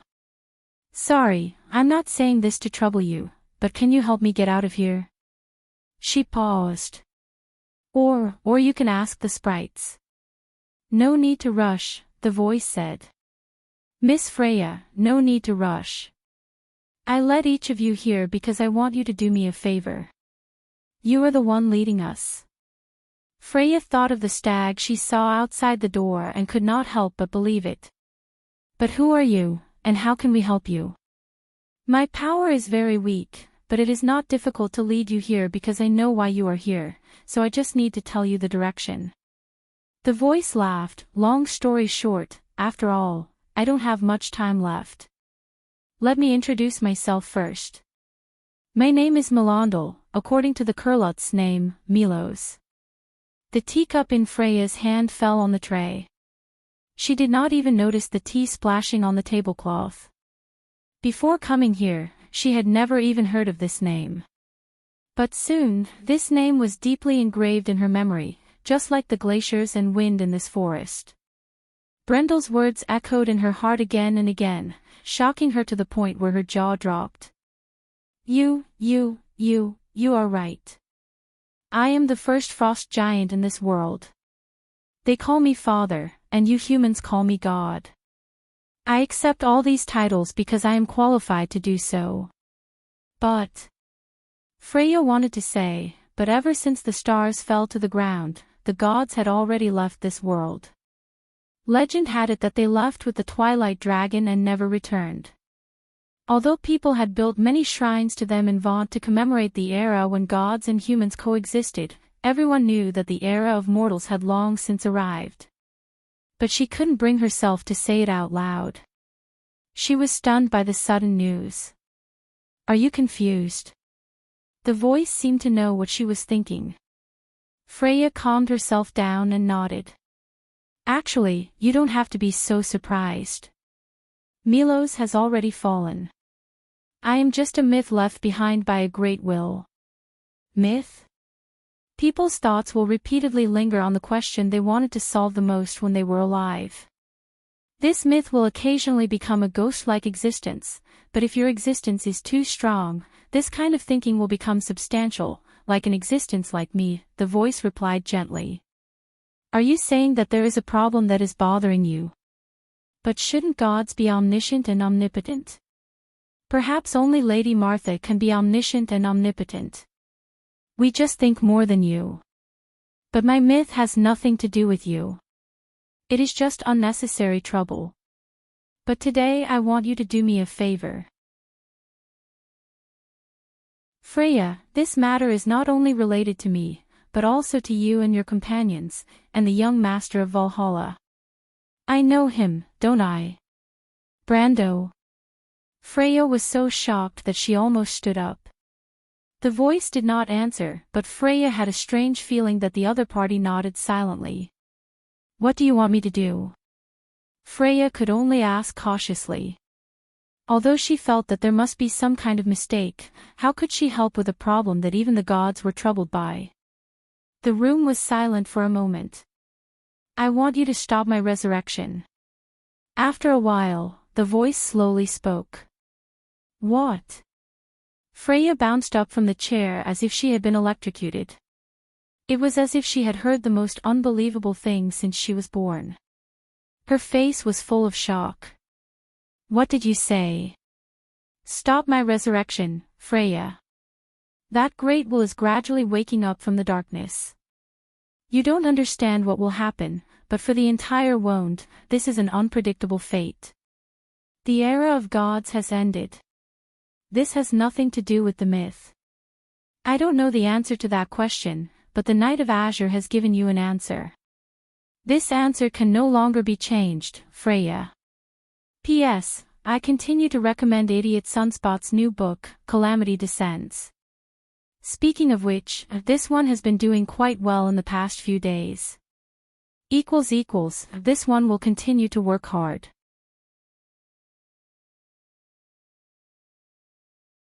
Chapter 8:12.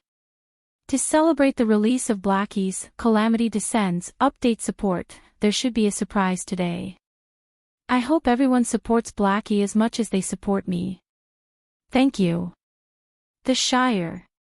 Brando finally lured the two giant revitalizing spells. Countless brilliance floated from the giant revitalizing spells, making them look a bit like stars in the dwarf stage.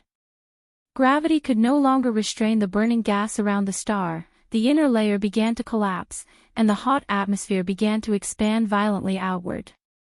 These two light balls almost occupied the size of the end of the square when they expanded violently, and the inside of their bodies flashed with dazzling blue light. The gap between the two giant revitalizing spells was only the size of a carriage, and the gap was shrinking rapidly. Brando accelerated wildly, trying to pass through the middle before it was completely sealed. He activated the charge skill and jumped up from the ground. The narrow passage was almost in front of him, but at this moment, the revitalizing spell's body floated with a layer of flowing light, and they spun like a star ring and crashed into Brando. At this time, countless twisting lines of the law extended from Brando's body, forming two solid walls of light in front of him. The flowing light hit the walls of light heavily, and the lines of the law shook violently, flashing with dazzling light. At that moment, Brando's figure suddenly split into a phantom, and the wall of light behind him was quickly shattered. The sky was swallowed by the brilliance, but he had landed firmly on the ground. Looking back, the giant revitalizing spells were behind him, and countless icy breaths chased him into the star-like light body. Like moths to a flame, they left a bright spot in the expanding light ball and then disappeared. Brando paused for a moment, then put away his sword and ran to the east exit. On the south side of the square, the changes in the entire Eternal Square were visible. The Kurlutzian nobles were shocked and fearful, shocked by Brendel's strength and fearful of their previous arrogant attitude, while Lenarette frowned and did not say a word. Even Veronica raised her eyebrows. She did not expect Brendel to really lead so many monsters away. Putting herself in his shoes, even if she were to replace Brendel, she would still have to think about what to do. The Count is so powerful. Shido muttered to herself in disbelief. That's just a trick, Veronica said and shook her head. It was indeed a skill, but the problem was that not many people could see through the gaps between thousands of monsters at a glance. Even she could not. It was not until she saw Brando shuttling through the sea of monsters with ease that she followed the little guy's path and found the safe path. But until now, she still did not know whether this path was the only one, or one of many paths. No matter which it was enough to frighten her. If it was the former, then she couldn't imagine how Brando could find the only way out in an instant. If it wasn't, then it meant that the encirclement of these monsters was full of holes in Brando's eyes, and she needed a lot of time and consideration to find even one of them. Veronica looked at the north side of the square with some complicated feelings. Although she was very reluctant to admit it, the young man's intelligence and courage still amazed even herself, and could even be said to be a little uneasy. That young man was an heroine, and the most determined heroine she had ever seen. The female Legion commander lowered her eyelids, and for a moment she could only think that there were many outstanding young people in this generation of Cruz's people, but compared to Brando, it was like comparing the bright moon to a firefly. If only there were such young people in Cruz's people, how good would that be? She shook her head gently. Brando certainly did not think that Veronica would misunderstand his actions and overestimate his ability. In fact, the icy breath wrapped together like a tide made him not have the heart to think too much. He was beginning to feel that the problem was beginning to become a little tricky. The square gradually turned into a towering promenade in his vision that led to an unknown area. This direction should be the promenade of meditation, the exit of the central labyrinth, a very famous area in the holy cathedral of the Hibernator. If he remembered correctly, there was an unknown hall not far ahead.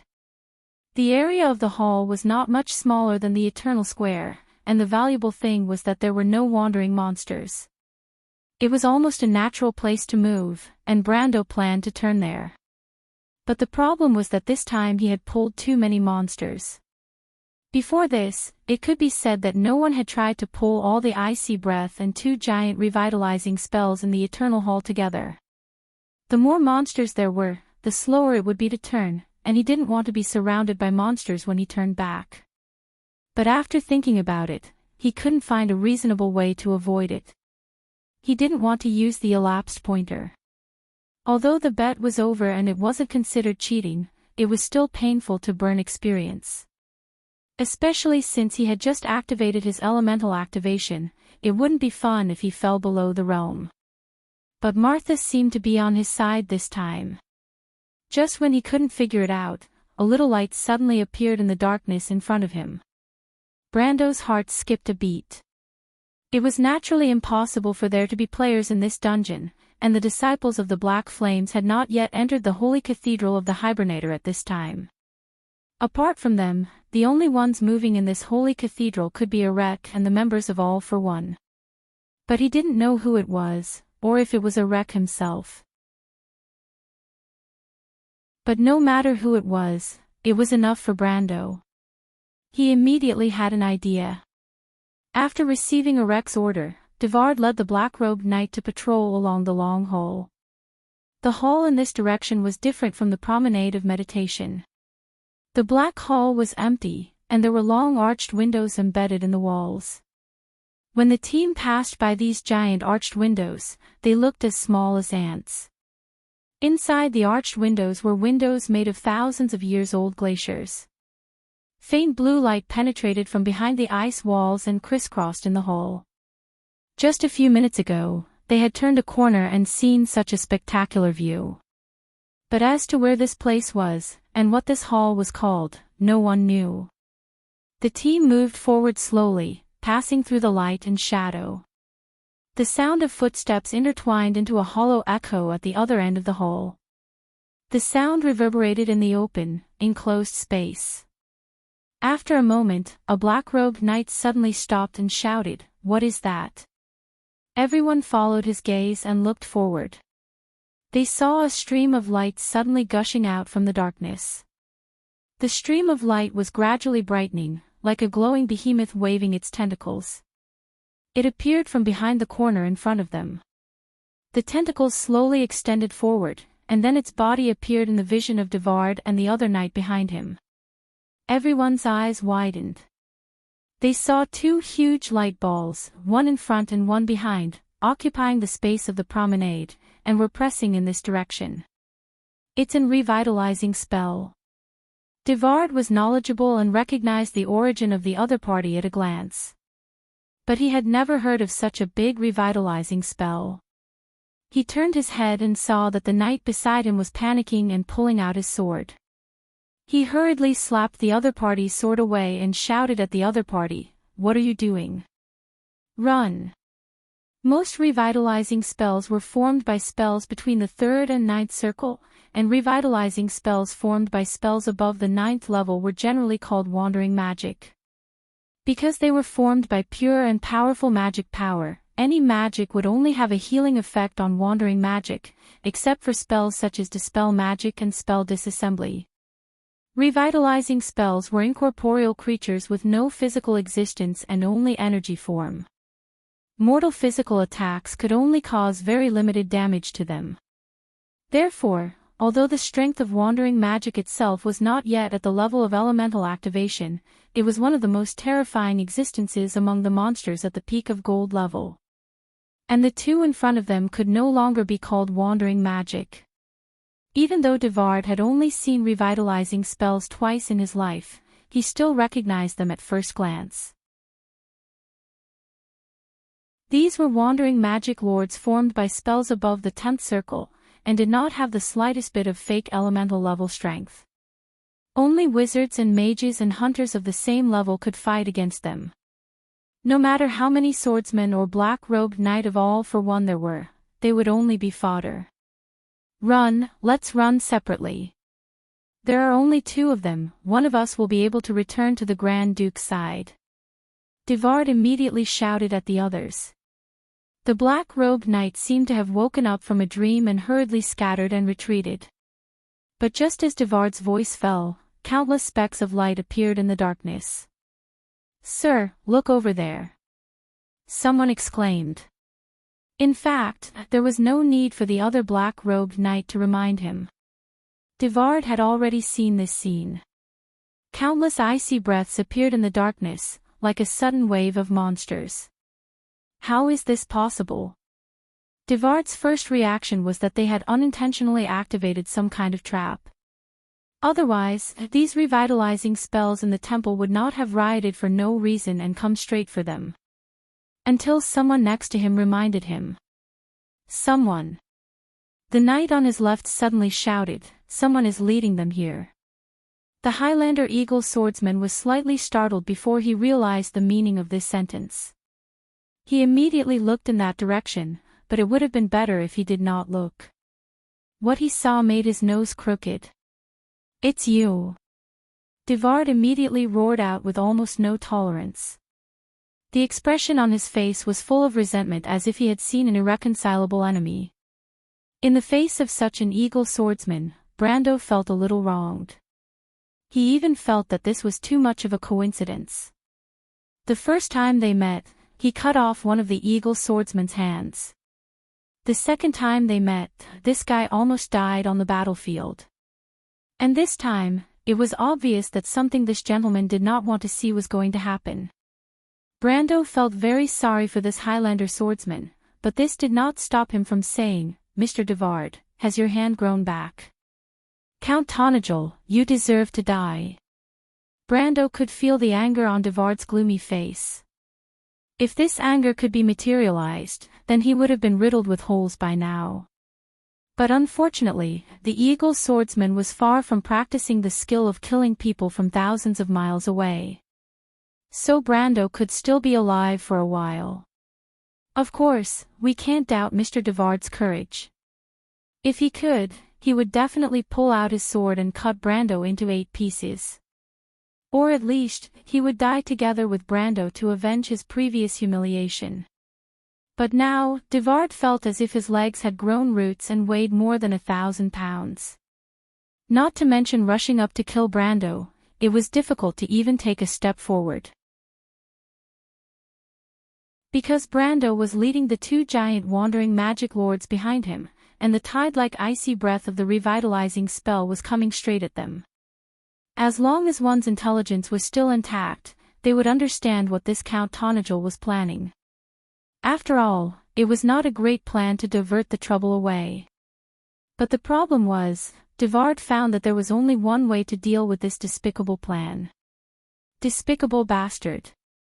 He cursed and turned around, and gave the most invulnerable order to deal with the current situation. Retreat. Brando laughed in his heart.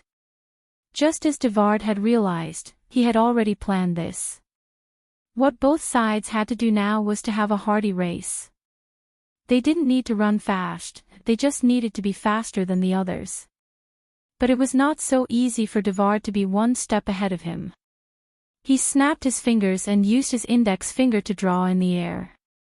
The retreating black-robed knights suddenly felt their feet soften, and the originally solid ground seemed to have turned into mud. Lesser Quicksand, a First Circle Earth Elemental Series spell. Its only function was to make the ground softer. Because the effect of the spell was on the ground and not the people walking on it, the black-robed knight did not even have the chance to resist this spell with their magic resistance. Under normal circumstances, there was no need to resist this spell, because it only made the ground a little softer. It was not like the real quicksand spell, which could even make you lose your footing and sink into it. Making the ground a little softer could only be used to restrict the cavalry on the battlefield. Even this effect was almost negligible, because the effective range of the spell was too small. Unless it was cast by hundreds of wizards at the same time, it was completely meaningless in a battlefield that was easily a few miles wide. But if there were hundreds of wizards, wouldn't it be better to cast some other spells to deal with the cavalry? Even the effect of this spell on the black-robed knight was minimal. Although their speed was inevitably slowed down on the soft ground, the change in speed was minimal and did not affect the overall situation. Devard heard someone snort softly. Obviously, they were a little disdainful of Brando's childish spell. If it was half a year ago, he might have had the same idea. Using a first circle spell to deal with the existence of elemental awakening. Wasn't this just wishful thinking? But now, alarm bells were ringing in his heart. Would the opponent be easy to deal with? Just ask him about the scars on his arms. What happened next immediately confirmed his thoughts.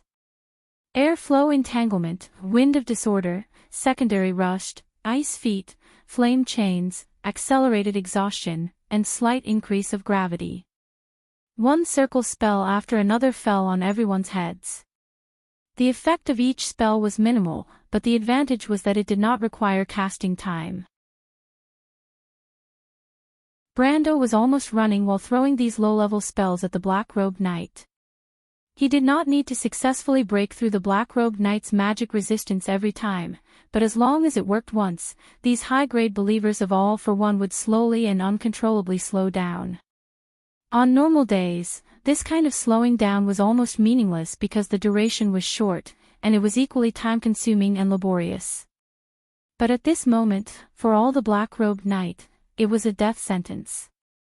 Brendel passed by the knights who were slowed down by him one by one, and the giant roaming magic lord behind him and countless icy breaths swallowed them up in an instant. They were like pebbles thrown into the sea, swirling around in the tide of monsters and disappearing without a trace. Despicable. These high-grade believers of all for one were usually the most insidious, cunning, and ruthless existences in the eyes of ordinary people, but at this moment, in their hearts, Brando was the real demon. The nine-headed phoenix had an old saying, "Help the devil do evil," and now Brando was playing such a role in their minds. If it was only Brando, they could easily defeat him if they joined forces. Of course, this was what the black-robed knight thought. But unfortunately, Brando obviously would not give them this opportunity. He would only cast spells on them one by one, and then let the icy breaths behind him kill them one by one. This was simply a blatant attempt to intimidate others by intimidating others.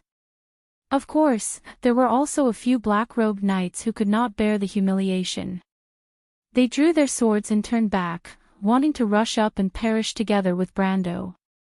But unfortunately, they soon realized such a problem. It turns out that this guy is an elementalist who has been holding back, but his swordsmanship is surprisingly good. Then, with such a surprise thought, they were swept into the group of monsters behind by Brando's 9 luminaries' sword art. The knights were reduced one by one, and soon, only Devard was left in Brando's vision.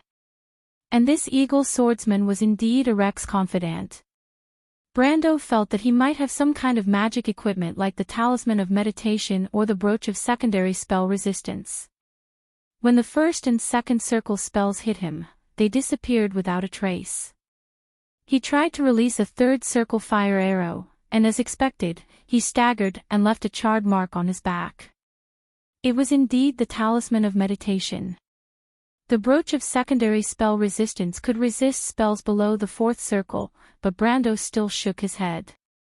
He only knew the third circle spell, Fire Arrow, and his magic power was not enough for him to use it repeatedly. After all, it was impossible to rely on a third circle spell to kill an elemental-activated opponent. If only he had a third circle Windbind. As long as he could delay for a second, it would be enough for Devard to suffer. Brando had to face the reality that he was a third-rate elementalist. Not to mention, it was already very difficult for him to cast a second circle spell instantly, and this was thanks to his high will. If he forced a third circle spell to be cast instantly, he might not be able to withstand the backlash. And if he wanted to stand still and cast a spell, he would have to ask the army of frost breaths behind him if they were willing to stop and wait for him. The answer was obviously no. Now, Brando had to face two problems. 1. Devard ran faster than him. 2. He seemed to have no way to slow down his opponent. And obviously, our eagle swordsman also understood this after Brando tried a few times. He could not help but show a proud look on his face for the first time. Although he was a little embarrassed, he still turned back and mocked Brando loudly. "You're crazy, do you know what you're doing? Do you plan to keep running like this? Ha, then you'll definitely die before me." After Devard shouted this sentence, he only felt a burst of joy in his heart. It was as if this was the first time he had the upper hand against Brando. But this kind of pride died in his stomach before he could completely show it on his face. Even the slight clue that he revealed instantly froze on his face. He saw Brando looking at him with some pity. If anyone else looked at him like this, he would definitely feel angry, insulted, and belittled. But when Brando looked at him like this, alarm bells rang in Devard's heart. He must be plotting something. He must be planning to scheme against me. Devard was too familiar with this young man in front of him. Although they only knew who the biggest beneficiary of the whole Ampere Seal peace conference was after the battle in Ampere Seal, the other party single-handedly plotted their defeat, as if he could predict the future, and played them, including the Duke he respected, in the palm of his hand. If there was anyone in this world that could be regarded as a demon, then the other party's appearance must be the same as the face in front of him. Devard felt goosebumps all over his body at that moment. He concentrated on Brando's every move, as if Brando made the slightest move, he would immediately counterattack with countless rehearsals in his mind. But Brando only made one move. He mouthed a sentence to him. Our eagle swordsman was slightly startled. It was not that he did not know how to read lips, but what Brando said to him was too strange. Be careful in front. Be careful of what?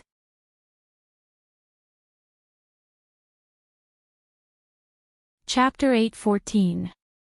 Devard got up from the ground in a daze and finally understood what Brando meant by being careful of the front, the corner of the corridor outside the nameless hall, which they passed by when patrolling. He ran almost at full speed, and then hit the wall that was harder than steel. Brando seemed to be reminding him, but in fact, he was trying to divert his attention. When he realized it, he had already suffered a big loss. Brando passed by Devard, took a few steps forward, and then stood against the wall. The army of revitalizing spells behind him was less than 100 feet away, but closer to Devard. What do you want to do? Devard looked at Brando shakily, not understanding why he suddenly stopped. Watch the show. Watch the show. As soon as Devard's voice fell, he saw Brando take out a long sheet from his backpack. Oh, no. It should be a gray cloak, but this cloak was too big and too long, it looked more like a giant's thing. Devard was slightly startled, and suddenly felt that this thing was somewhat familiar. Then he saw Brando lift the cloak over his head, covered from head to toe, and disappeared completely. No, you devil! Devard immediately understood Brendel's intentions. He roared angrily and looked back, and his face turned pale. Two roaming magic lords were standing in front of him like two towering mountains. No, I will never let you succeed, Count Tonagel. Devard was extremely angry. He stood there motionless, and even if he died, he did not intend to lead these revitalizing spells away. The giant revitalizing spells that were like stars continued to move forward, and the tentacles that exuded soft light swept across the entire hall like a river of stars. Devard's face turned green and white.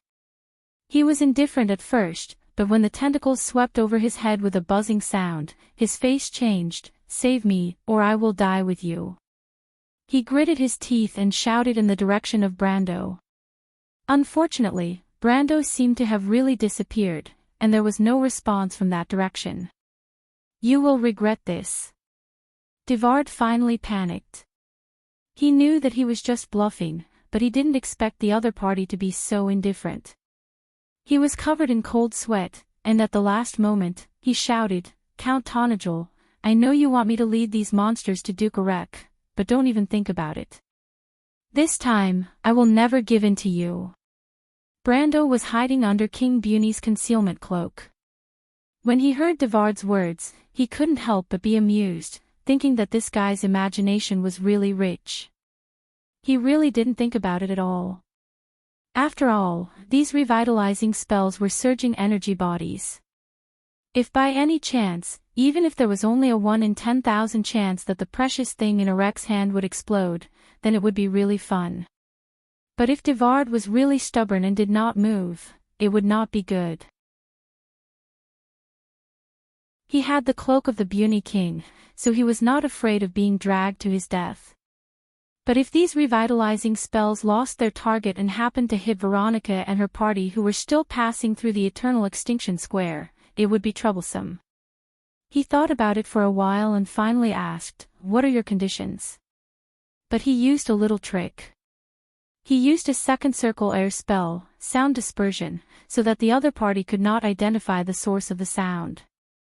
When Devard heard Brando's voice, for the first time, he felt that the other party's voice could be so pleasant to the ears. He hurriedly shouted, "Save me." "Are you kidding me?" Brando sneered. "If I save you, who will lead these monsters away from me?" He usually saw this guy as a little stupid under a wreck, but he was still reliable. He didn't expect his intelligence to plummet at the critical moment. Devard saw that the corridor was silent again, and the revitalizing spells were only a dozen meters away from him. He gritted his teeth, hurriedly ran a few steps forward, and stopped again. He realized that he had said something stupid, but he was not a real fool after all. After a little consideration, he understood Brando's real intention. "I will lead these monsters away, but you have to promise me one thing." "What is it?" "I want you to promise on behalf of Her Royal Highness to spare the Duke's life." Devard took a deep breath and replied. "Why should I promise on behalf of Her Royal Highness?" Brando couldn't help but feel a little amused. He thought to himself that this guy's brain must have been damaged, otherwise, why would he say something stupid again and again? "Because you are the Count of Tonagel, the person who reached out to save her and her brother when the royal faction betrayed her. You signed an agreement with His Royal Highness, on the surface, to recuperate, but in reality, it is to balance the North and South. In this way, Her Royal Highness, whose relationship with the royal faction is difficult to repair, will inevitably have to rely on you. You sit on Tonagel, Count Radner will also be your fiefdom in the future. When you grow stronger, your position in Erewhon will be unshakable. In the Battle of Ampere Seal, you are the biggest winner. You are the future Minister of Erewhon, the one who will truly have the final say. How can Her Royal Highness not listen to you?" Devard roared angrily. Brendel was slightly taken aback. He did not expect this girl to come up with so many reasons. Signing an agreement with His Royal Highness was for the sake of balancing the North and the South. He suddenly shook his head with a bitter smile. To outsiders, it must be the same. Even Her Royal Highness probably thought so too. It was just that she could not bring it up in front of him. It was only at this moment that he suddenly understood why Princess Griffine's attitude suddenly changed so drastically after the Battle of Ampere Seal. He once thought it was out of gratitude, but now he thought that he was too naive. It was likely that the princess had already thought it through that night. At that time, she clearly had the intention to kill him, but she suddenly restrained herself and made an alliance with him. One had to know that she was a princess from the royal family.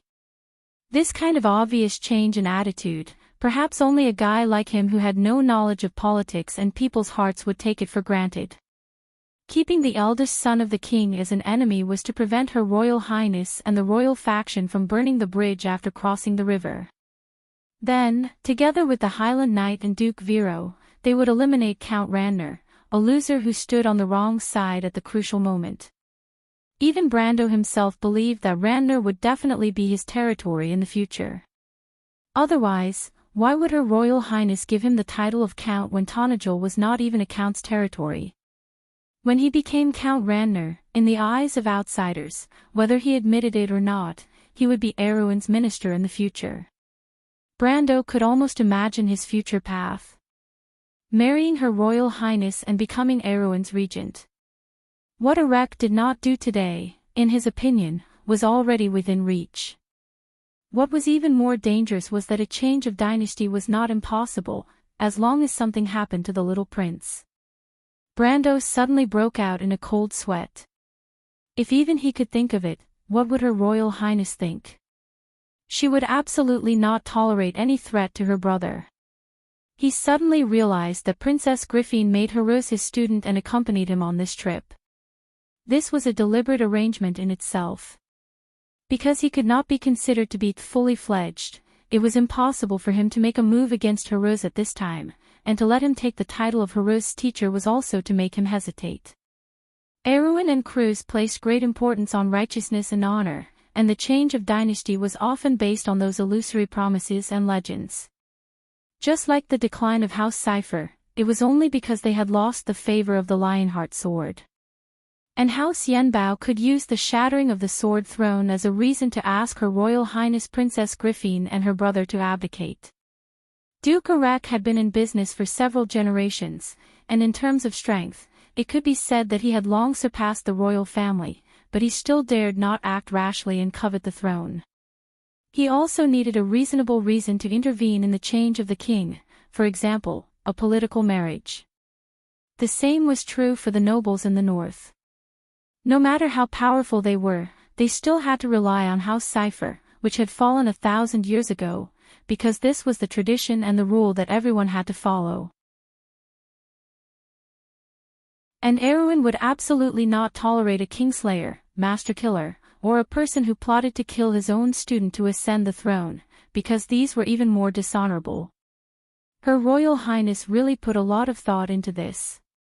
Brando could not help but sigh. He was almost certain that this was a test, and Maynard, who was by his side, was the princess's spy. But if Her Royal Highness knew the true origin of Maynard, he was afraid that she would immediately consider switching people. These were the so-called inevitable coincidences of history. But Brando shook his head. He had no interest in these things. Whether it was Arwen's throne, or the fate and future of this country, if it was not because of the experience in the other world, it had nothing to do with him at all. Presumably, Senior was the same. Most of the time, a person tended to be rational, but his life was often dominated by his emotions. Whether it was Erec, Devard, Her Royal Highness, or even Amandina and the others around him, they would never understand what he really pursued. Perhaps only one person could understand, just like how she once innocently asked, "Brando, what do you want to do?" "I want to be a merchant in the future." He replied that he wanted to save Arwen, and wanted to drag the kingdom back from its set track of destruction.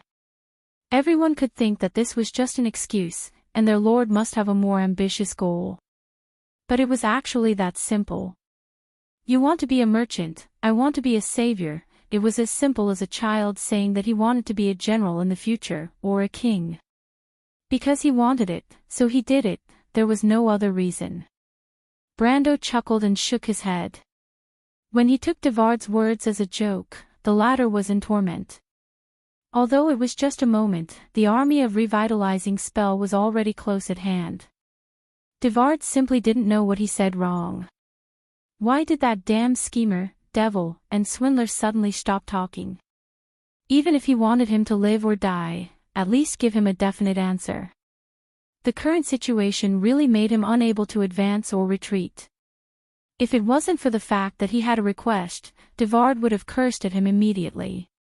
But Brando finally woke up, he shook his head and said, "This request is impossible." Although it was a refusal, Devard let out a long sigh. You are too harsh, Count. Devard, whether Duke Aurec lives or dies, it's not up to you or me to decide. What's more, he hasn't failed yet. You are here to arrange for your master's funeral. I'm afraid it's not very good. Brando sneered. Originally, he wouldn't have failed, but after you appeared here, it's not so easy to say. Devard hated in his heart. Aurec still didn't know that Brando and Veronica had chased him to this place. This in itself showed that the development of things had exceeded their expectations. Perhaps the Duke still had a backup plan, but the young man in front of him was not so easy to deal with. In fact, he had a strange premonition in his heart. They might have failed long ago, and Brando appeared here just to salvage something. Devard didn't know that his guess was close to the truth, but Brando's words still made him unable to speak. After all, it was true. He couldn't curse his master to fail, right? He pondered for a moment and finally replied, I only have one request.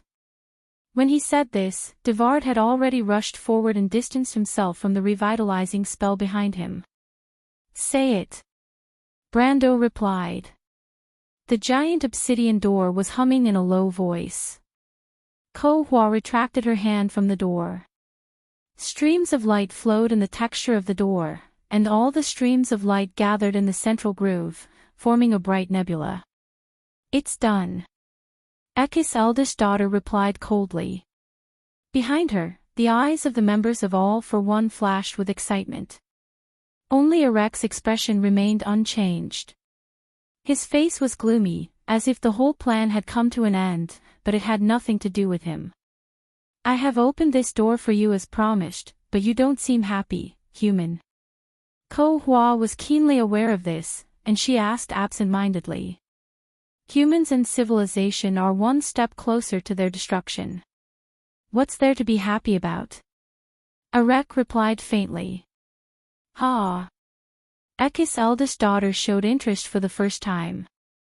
Her lips under the shadow of the hood also floated a curious arc. I thought that was your life's goal. Now that your wish has been achieved, shouldn't you be satisfied and excited? That is indeed my life's goal. Aurec was silent for a while before replying in a hoarse voice, but if there is a final outcome that is inevitable, then it will seem ordinary. Civilization is drifting away on the path of stupidity. Their destruction is just a path they brought upon themselves. But in any case, I am still one of them. Their destruction is our destruction. What's there to celebrate? Then why are you still doing it? Ko Hua felt more and more confused about these strange humans. They were not the Golden Race. The Golden Race was the servant of the divine people and the staunchest defender of order. They were not the Silver People. The Silver People were the followers of the law. From the wilderness of the Four Territories to the shallow sea, from the border of the Black Forest to the most distant elemental frontier, they monitored and witnessed the changes of order.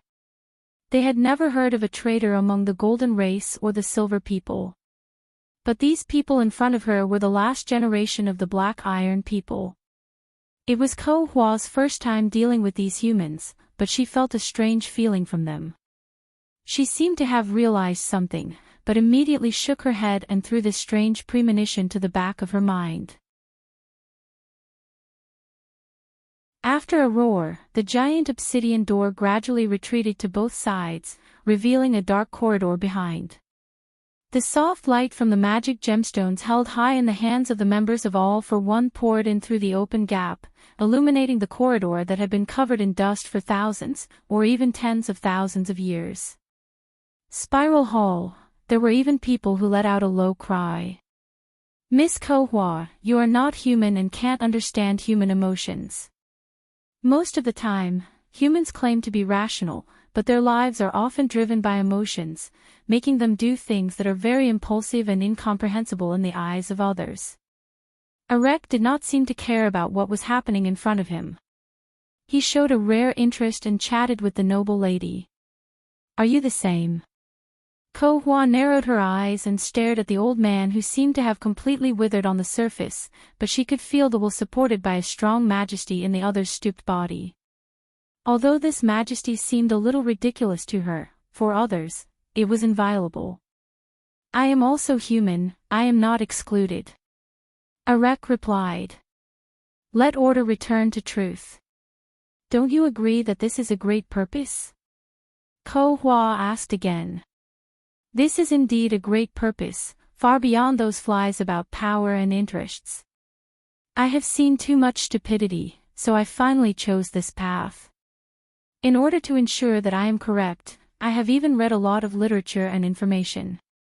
Few people know that I have studied for a long time in the White Tower of the Bugis. I participated in the last Holy War, but everything I have seen is confirming my guess. The Flame King established crews for only 1,000 years. Do his descendants remember the glory of 1,000 years ago? The Wind Elves betrayed their sages almost immediately. The Sun, Moon, and Star Elves, where are the Moon Elves, and where are the Star Elves? Today's fanzine is vulgar, and has long lost the transcendence of the past. Civilization and order is nothing more than a simple repetition of mistakes for 1,000 years. I am tired of this cycle of sameness. Instead of letting the future generations repeat the tragedies of their predecessors, it is better to end it once and for all. Ko Hua raised her thin eyebrows slightly, probably not expecting to elicit a long speech from the old man. But she immediately asked with her usual sharpness, I hear you speak with a strong sense of righteousness, but it is not difficult to hear the resentment in your words, human. I've never acted in the name of righteousness. I just want to make sure that what I do is right. You're right. My personal anger is my motivation. But that's my own secret. There's no need to tell outsiders. He shook his head, as if he didn't want to continue on this topic. The team moved slowly along the dark passage. After passing through a long and narrow arched door, an open space suddenly appeared in front of them. It was a spherical hall. There were similar arched doors in all directions of the hall. Each path extended from the arched door, forming a long bridge that spiraled to the center of the hall. There was a huge platform there. But the platform was not empty, but there was a stone throne, and a purple crystal was floating on the throne. When the members of All for One entered the hall, they saw a tall blue figure sitting on the throne, standing up to greet them. Humans, this is not the place where you should be. If you retreat now, you will still have room for regret. When the blue figure spoke, the whole hall buzzed. The witches once said that there was magic in language, but at this moment, the members of All for One finally understood the truth of the legend. The other party's words were not loud, but when the voice came, it was like a stormy sea. Every word seemed to be intertwined with lightning and thunder.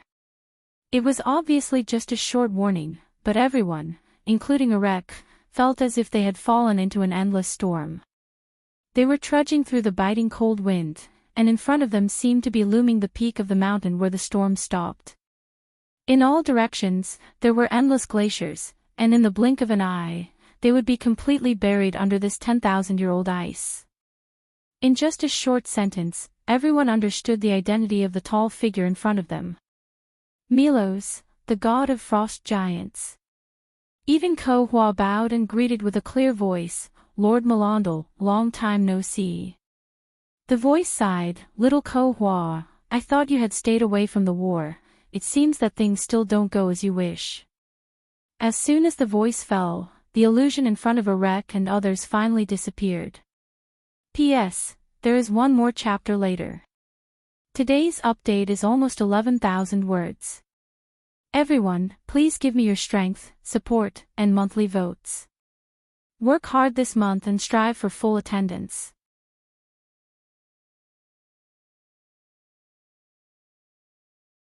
Chapter 8:15. Little Ko Hua, I thought you had distanced yourself from the war.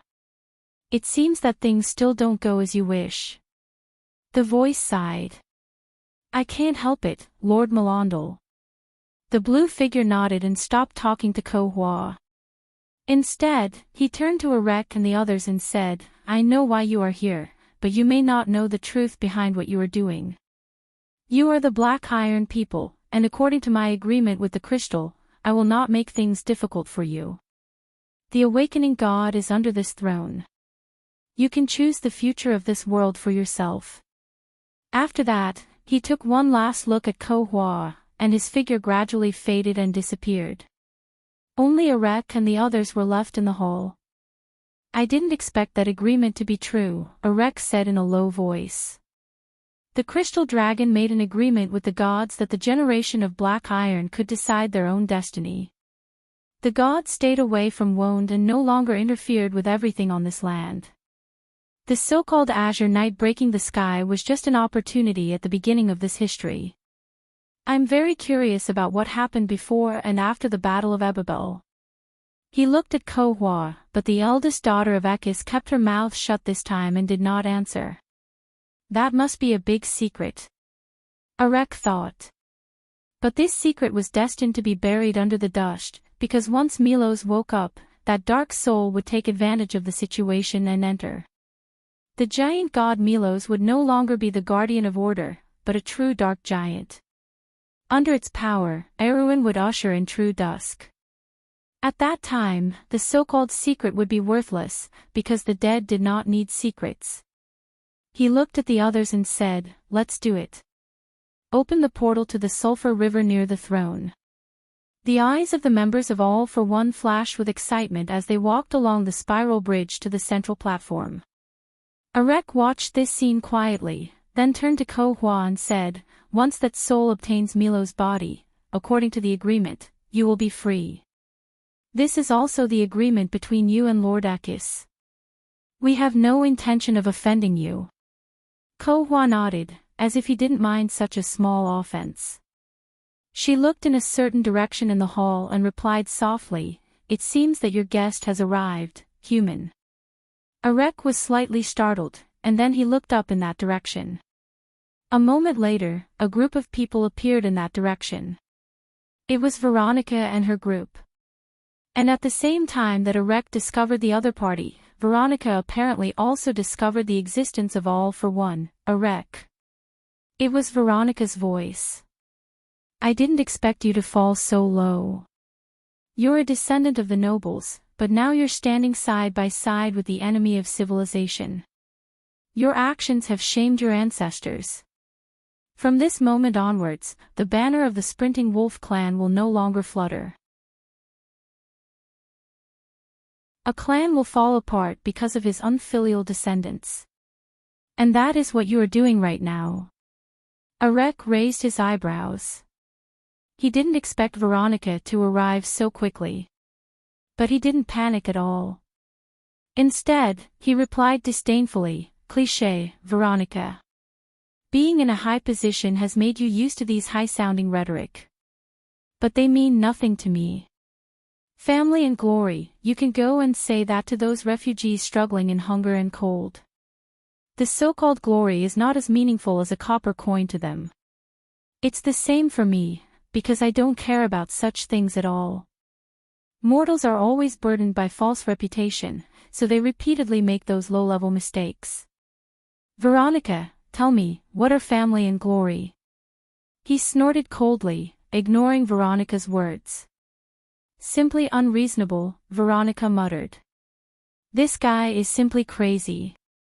Brando listened to the conversation between the two from behind and couldn't help but smile bitterly. This was probably because of their different identities and perspectives. Although Erek was also a noble, he was obviously more interested in the identity of a cultist. For these lunatics in the eyes of ordinary people, family and glory were indeed meaningless. In fact, even in his opinion, he had to admit that Erek's words made sense. Indeed, in many cases, the so-called glory was actually worthless. Nobles like to use the sense of glory as the standard of all things in the world, but in Brando's opinion, this was at best a noble standard. But he just thought about it, and didn't dare to say it out loud. He understood that he had such an idea because half of the soul in his body came from another era, and in the current wound, Veronica's previous words were still relatively mainstream. Brando didn't want to be a non-mainstream, and didn't want to be taught a lesson by this army commander in private, so he wisely chose not to be entangled with him on this issue. But this didn't mean that he agreed with Enrich's view.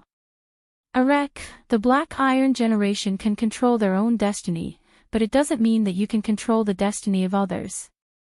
Whether this world is right or wrong, it's not up to you, and it's not up to all for one to say. After Brando agreed to Devard's request, he returned to Veronica and the others wearing the Puny King's cloak. After passing through the Perpetual Extinction Square, they actually directly entered the Spiral Hall, but they were delayed a little while trying to find a way to open the door outside, so they entered the hall one step later than Enrich. But even so, they still heard the last words of Enrich and Milos. Enrich looked at Brando with slight surprise. "It seems that you know my purpose very well, young man, but I never said whether what I think is right or not needs to be recognized by others. If you want to stop me, I'm afraid it's not that simple."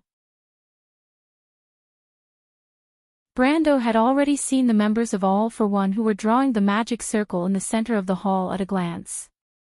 He narrowed his eyes. The whole hall was exactly the same as he had seen in the game, except for the columnar crystal suspended above the throne. He carefully thought about it and confirmed that he had not seen anything similar. It seemed that this was indeed the first time the Holy Cathedral of the Hibernator was opened, and it was slightly different from the later generations. "That crystal is a little strange, but there's nothing wrong with it. Our primary goal is not the magic circle in the center, but the star-shaped stone in Enrich's hand," he immediately reminded. Veronica nodded. Since the battle was inevitable, she did not hesitate and directly ordered, "Everyone, concentrate on attacking the magic circle in the center of the hall." Brando was slightly startled, and he couldn't help but look back at the female Legion commander, but although the other party verbally gave such an order, her eyes never left Enrich. He thought for a moment and understood the thoughts of the female Legion commander. Sure enough, Veronica immediately turned back and whispered to him, "Later, Mephistopheles and I will distract him, you and Miss Alaz will go and get the star-shaped stone." Brando nodded. He had to admit that the Legion commander of the crew's people was indeed worthy of her reputation. Veronica gave the order, and the atmosphere in the hall suddenly became tense. In fact, the military officers of the crew's people had begun to spread out on both sides of the hall, standing on the bridge and shooting at the central platform with magic bows. Although these aristocratic knights were usually pampered, most of them were at least in the gold realm, and under the preemptive strike, 2 of the believers of All for One fell to the ground immediately. One of them was shot in the face, and his whole head almost exploded like a smashed watermelon, while the other was pierced through the arm, but compared to the other, it was only a minor injury. Only then did the cultists react, and propped up a magic shield on the platform, blocking the follow-up attacks. As soon as Brando saw the shield, he immediately understood that there was an elemental awakened wizard on the platform. The Wall of Truth was at least an 8th circle spell.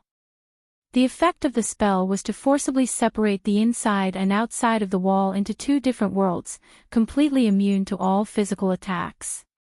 Even the Shire could not cast this spell.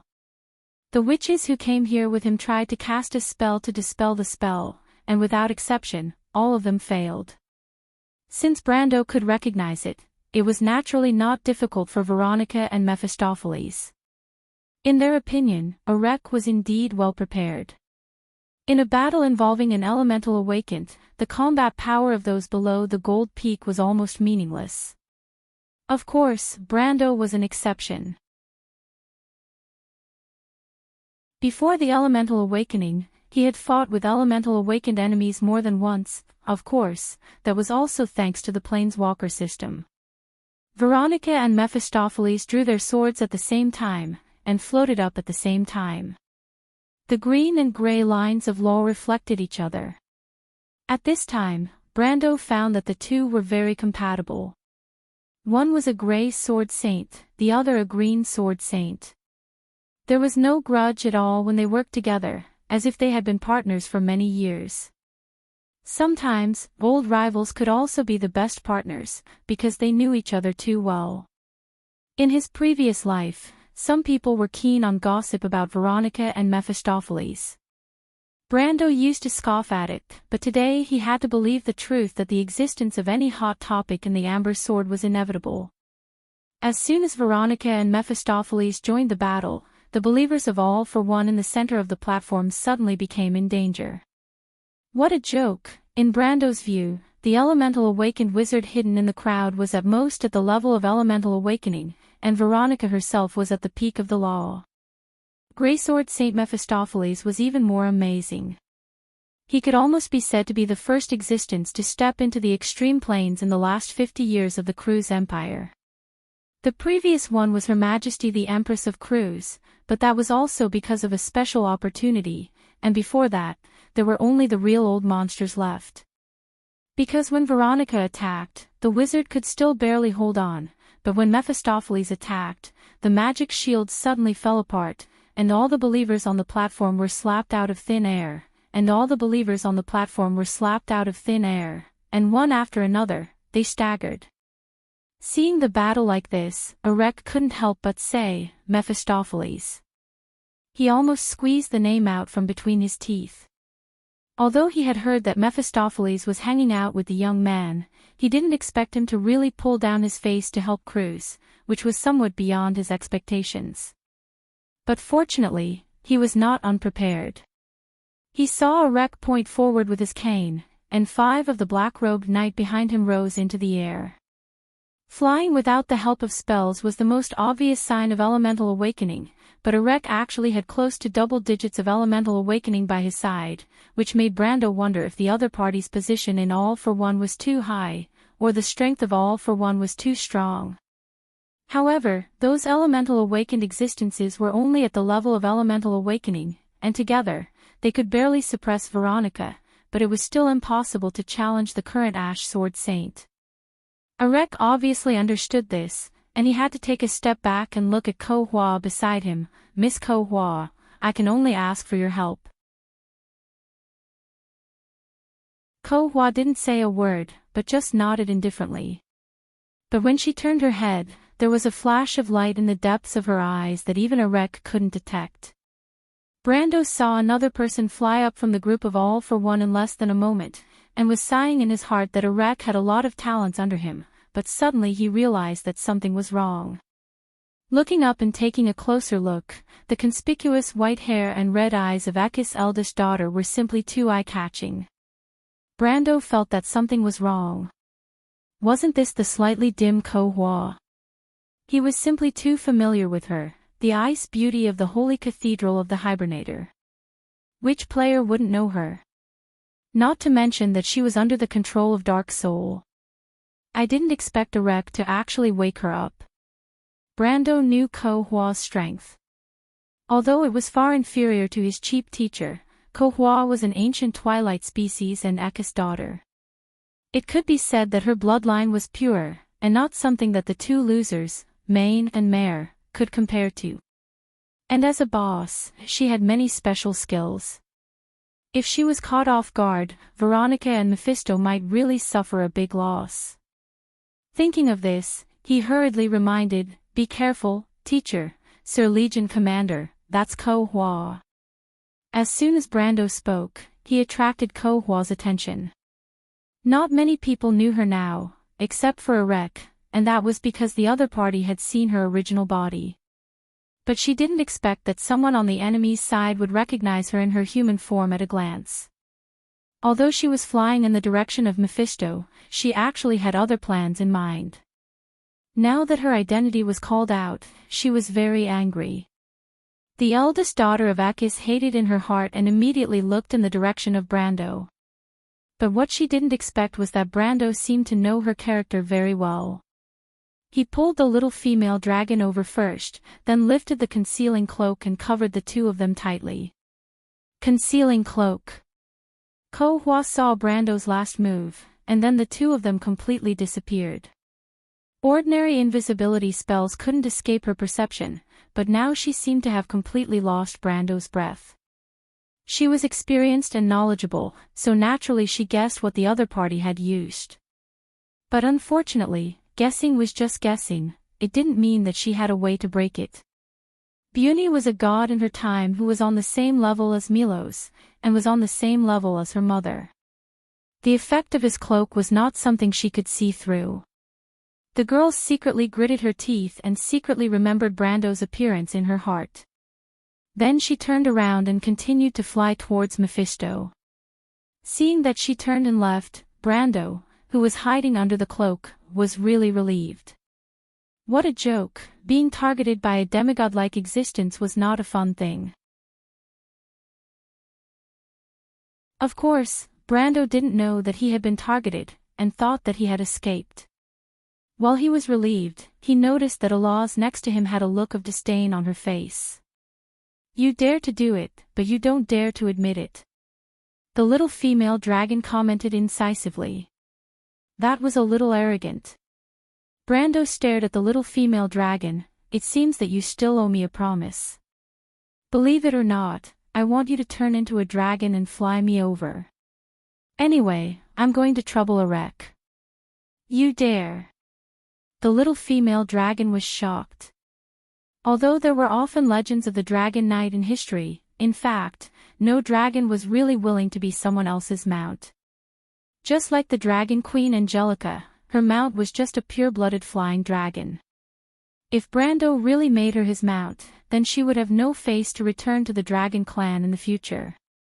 Well, even if she had the face to return, the elders would skin her alive. Wouldn't that be a shame to the Dragon Clan? Of course, although she was threatening on the surface, in fact, she was still a little scared in her heart. The Dragon Clan valued oaths. In their view, the contracts made under the stars were carried out under the witness of Bahamut, so they generally wouldn't make an oath easily. But once the oath was made, even a lazy guy like Sheeta would have to stay in this desolate place for hundreds of years. Previously, she thought that Brando would lose, so in a moment of excitement, she pulled Sheeta and made a bet with Brando. Now, Sheeta only needed to hand over the useless heart of the dragon. Of course, in Allah's view, it was useless, but she was unlucky. She didn't know what strange request Brando would make. "Why wouldn't I dare? It's just whether I want to or not. So you have to be more respectful to me, understand?" Brando was simply too happy. During this period of time, he was tormented by this little female dragon. Now that he finally got his revenge, the feeling was simply too good to describe. "Is this a request?" the little female dragon whispered. "Of course not. Then why should I respect you? You can be disrespectful, but I can't guarantee that I won't remember making you my mount." Brando replied matter-of-factly. "You." Allah's eyes were red. "You're despicable and shameless." "Same to you," Brando replied. "Well, I won't talk nonsense with you. Now come with me to ambush a wreck. If you get that star-shaped stone later, maybe you can use it to exchange for a request with me." He knew that if he blindly relied on threats, he was afraid that this little female dragon with a temper would not be so willing. But if he guided her patiently and systematically, she would definitely be fooled. Sure enough, the little female dragon's eyes lit up because she found that Brando's words were quite reasonable. If she snatched the star-shaped stone first, she could use it to threaten Brando. If he dared to not withdraw the bet, she would detonate the star-shaped stone. Anyway, the worst-case scenario was that they would all die together. Thinking of this, the little female dragon's eyes were filled with little stars for a moment. She felt that she was simply too witty. Both of them had their own ulterior motives, but they could be considered to have reached an agreement. Buni's cloak had been used twice that day, and there was not much time left for it to last. So they immediately moved, and with the cloak, they carefully flew in the direction of a wreck while sticking close to the wall of the hall. At this time, the battle in the hall had just reached its climax. P.S. Second update, looking for monthly votes.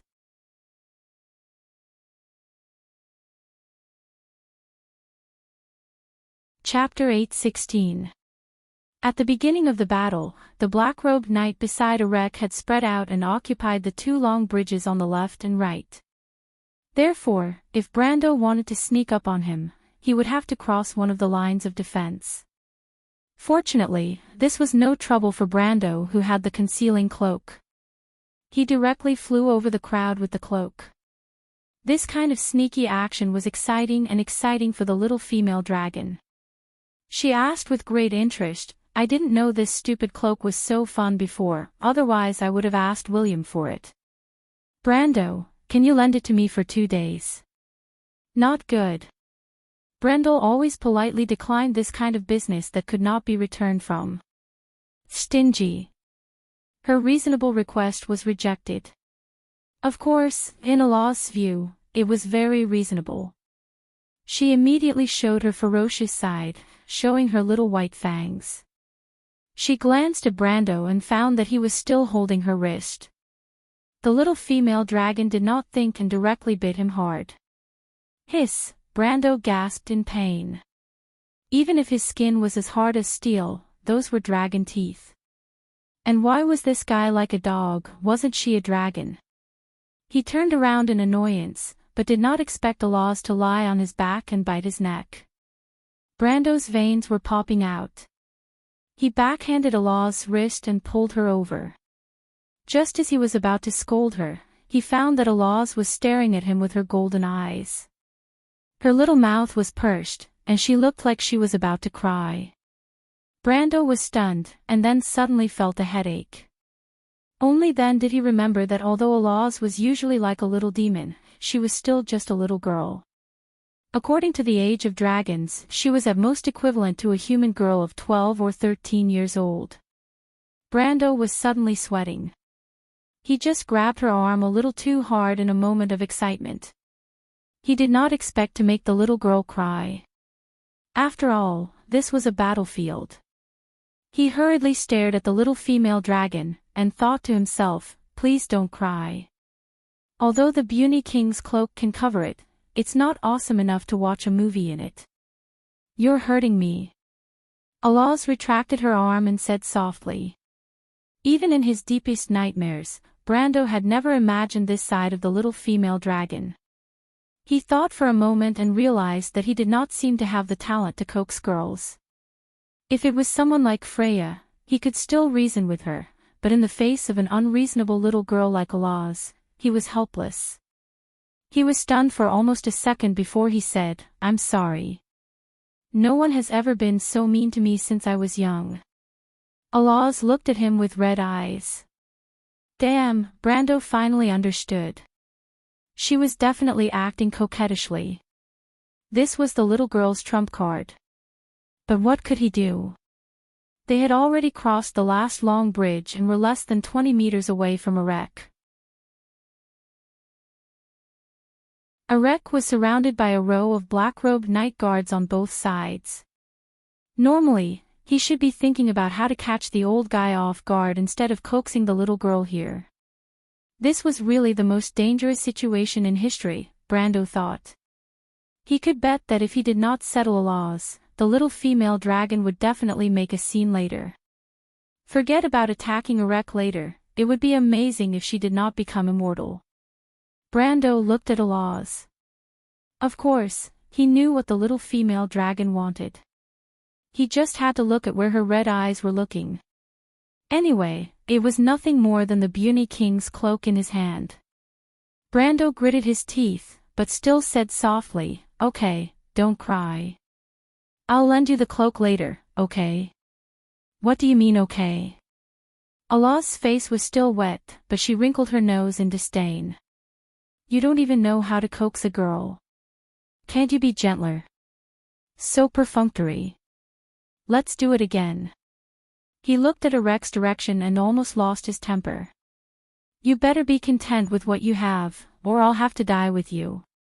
Erech's words were like thunder to Brendel's ears. "You better know your limits, or I'll have to die with you." Alaz snorted softly with her little nose. She fiddled with her blonde curls. Her long eyelashes were half closed and she glanced at him with the light golden eyes below, meaning, "I'm not afraid of you dying with me. She continued to nitpick. Humph, so rude, not gentlemanly at all. I don't know what Amandina likes about you. Don't think that no one knows what you did in Iraq. You only know how to bully women. Brando's eyes widened. What did I do? For example, forcibly kissing that human princess. And, stop. Brando hurriedly begged for mercy. He finally understood that this little female dragon's voyeurism was not a matter of a day or two. He thought that she had only arrived at the last moment of the battle in Ampere Seal, but it turned out that she had been hiding around for a long time. But the little female dragon's words finally hit his soft spot this time. The last thing Brando wanted to talk about now was the impulse of that night.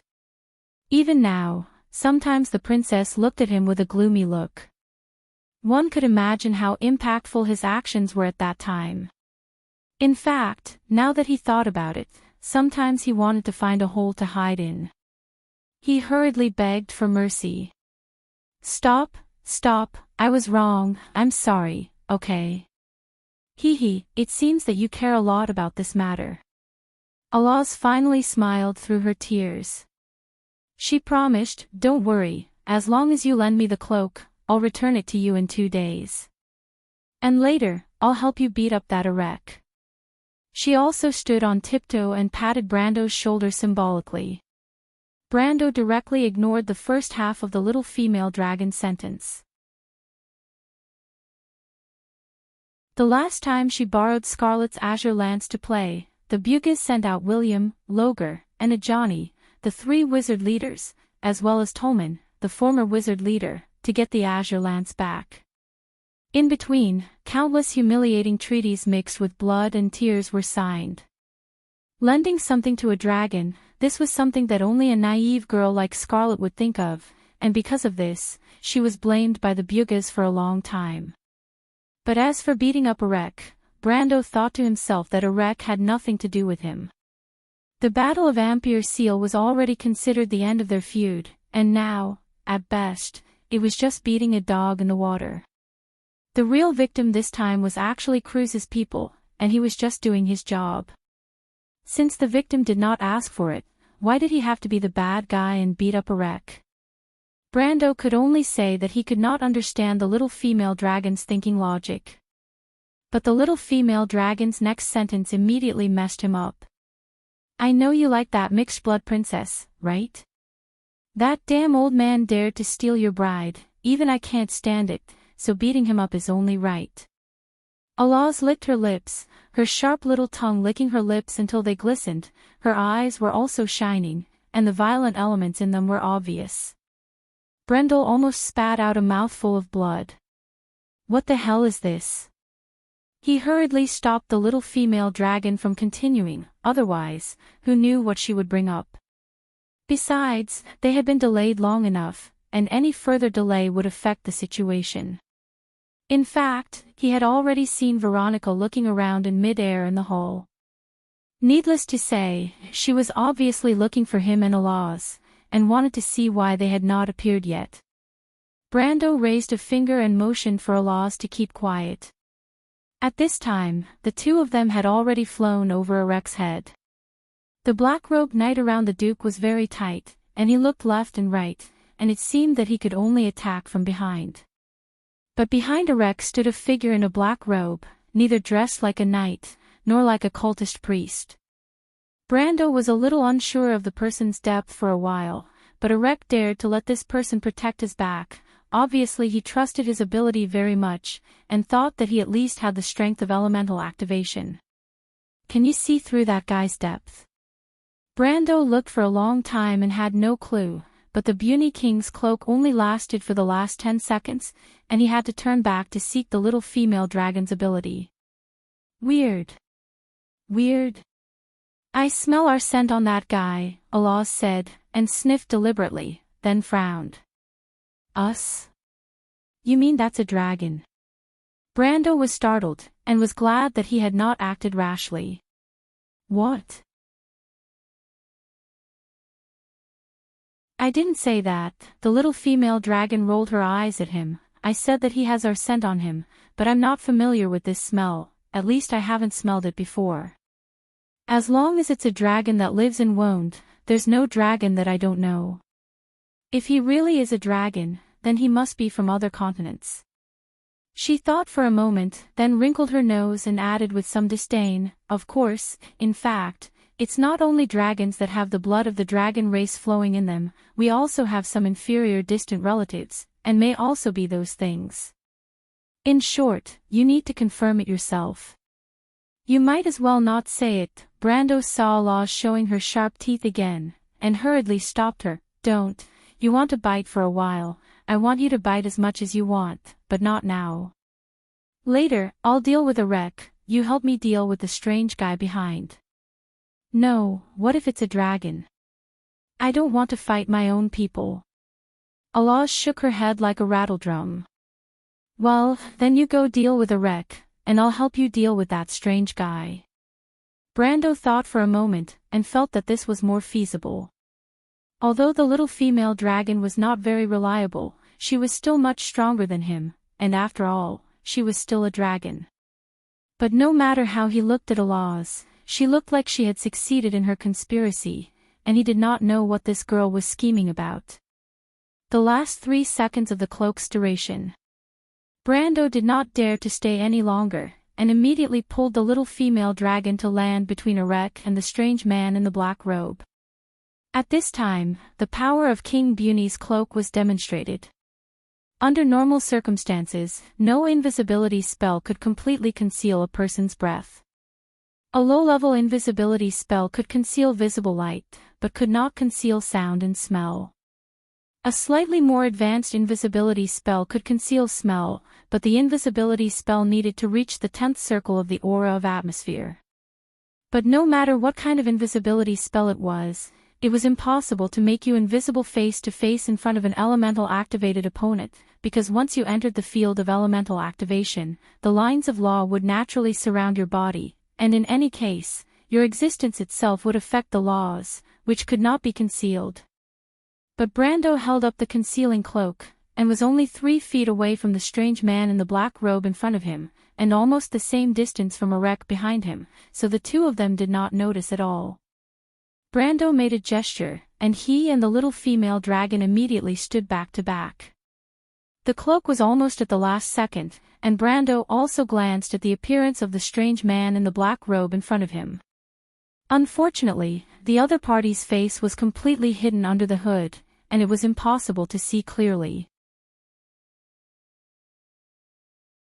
He only saw a pair of shining golden eyes, which were very similar to Alaz. Was it really a dragon? He could not help but feel his heart skip a beat. And at this time, Alaz had already made her move on Erek. Erek held the cane in one hand and the heart of the dragon in the other, completely unaware of the enemy who had sneaked up behind him. The little female dragon directly lifted the cloak, and even without any fancy movements, she stretched out her claws and dragged Erek back, and then her right hand took advantage of the momentum to snatch the star-shaped stone from Erek's hand. Erek was stunned for a moment before he realized that his hand was empty, and that the heart of the dragon had been in the hands of someone else. He stared dumbfounded at the little girl who suddenly appeared in front of him without warning, and asked in a wrong voice, "Who are you?" Then he saw Alaz's pair of very distinctive golden eyes clearly, and he lost his voice, "Dragon Clan." But Alaz did not have the leisure to pay attention to him, and directly rushed up to punch him in the face. The physical fitness of the Dragon Clan was so strong that Brando also later found out that the little female dragon herself was actually only in the strength of elemental activation, but the power she exerted was already close to the peak of the law of Veronica's strength, and even surpassed it. The Dragon Clan was a natural golden race, and after passing the elemental activation stage, they would directly become golden bodies, and this potential was fully displayed at this moment in battle. Poor Duke Erek, although his strength had also improved greatly after the Battle of Ampere Seal, but unfortunately this improvement was based on his spellcasting ability. His close combat ability could be said to be still at the level of the former Grand Duke who led the army in the past, and against ordinary soldiers it could be said that he could fight against 10 ordinary soldiers, but in front of Allah's, he was as clumsy and ridiculous as a child. The instinct of decades of military life made him subconsciously pull out his sword to block Allah's straight punch. Of course, at the moment he was holding the staff that had always been with him. This block would have seemed wonderful to a human at this stage, but unfortunately the little female dragon did not listen to reason, and directly punched his staff, and the staff was torn apart in the air, and then the fist continued to move forward, and smashed into his old face without reservation. Enrich suddenly screamed, and fell on his back with a nosebleed. "Brando, I've avenged you!" Allah screamed very happily, as if she was sincerely happy to be able to avenge Brando. But unfortunately, at this moment Brando was not happy at all. Because at the moment when Allah lifted the cloak, before he had time to make a move, the cloaked monster in front of him had already reacted, and saw a flash of snow under its robe. With decades of combat instincts, Brando knew that it was a long sword. It was indeed a swordsman. He had expected a little before, because the person's posture looked like a swordsman. But there was also something he did not expect, and that was the speed of the other party's reaction. How could it be so fast? Brando knew at a glance that it was not good. He was unprepared, but his reaction was actually a little slower than the other party's. What kind of concept was this? This was not elemental activation at all. The law moved, and there was no need for reaction time at all. This was the damned pinnacle of the law. Another Veronica, and he had bumped into her. He saw the cloaked monster with a long sword in one hand, and the other hand lifted the cloak, revealing a lizard head full of bright patterns. F***ck. Brando reacted immediately. It's him. There were many lizard men in Wound, and the lizard men were even divided into many groups. Some lizard men lived in the forest, but most of them were residents of the swamp, but there were also some mutants, such as desert lizards and sea lizards. Desert lizards were marked by their red skin, while sea lizards' typical characteristics were their bright patterns that symbolized poison, and the long fins on their arms and thighs. But there were thousands of sea lizard men in Wound, and there was only one sword saint, and that was the sword saint of the Red Ring lizard men. Noon. When Brando saw this guy, he understood why this guy was here. The Red Ring lizard men were the most famous of the sea lizard men, and they were once the servants of the deep-scale Nagas, and later became their subjects. Of course, this was not a problem. The key problem was that the deep-scale Nagas happened to be one of the Frost Dew Queen's archenemies. Obviously, these damned lizard men had heard of the Grey Fin Nagas' actions in Ampere Seal, and it was not difficult to infer that they had formed an alliance with the humans, and now, these lizard men had obviously found another ally on land, which happened to be Brando's archenemy. It was really a case of enemies meeting on a narrow path. Noon stabbed his sword, and the situation was immediately reversed. Brando did not expect to face a sword saint. In the entire Wound, there were only 17 or 18 sword saints in this era, and they were scattered in the various empires. How could they all gather in Erewhon? And Erewhon was not a place with good feng shui. But when Brando did not expect it, this sword saint who was least likely to appear stood in front of him. This was not like Williams, who was half-baked. Noon itself had the strength of the law of Pinnacle, and its history of becoming a sword saint was much longer than Veronica's. When this sword stabbed over, Brando became the unsuspecting party. He saw the shining sword tip, and countless thoughts flashed through his mind, but none of them told him how to dodge. 9 Luminary Sword Saint.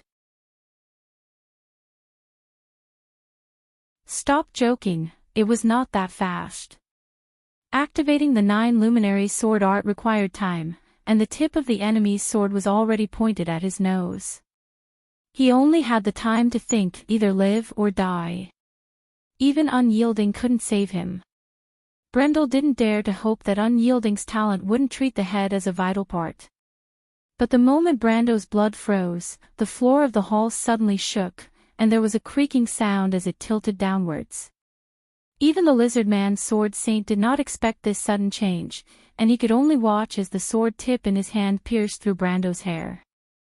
Brando watched the dramatic scene with his mouth agape, and there was only one thought in his mind: Martha bless me, who saved my life.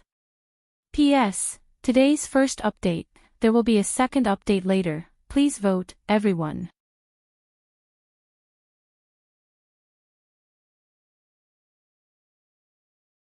Chapter 8:17. How could I possibly do that? Freya looked into the air in the direction of the voice. She was so shocked that she stood up from the round table. How could I possibly stop a god from waking up? Her mind was in a mess. She didn't know why Milos would choose her. She was just an ordinary person who had nothing to do with the gods. In fact, she thought her ability to accept things was strong enough. Ever since she escaped from Butchie, the series of changes that happened around her had made her dizzy. She finally sorted out a clue and barely adapted to her current identity as a knight. Then suddenly, a god suddenly asked her to help stop its resurrection. What could she do?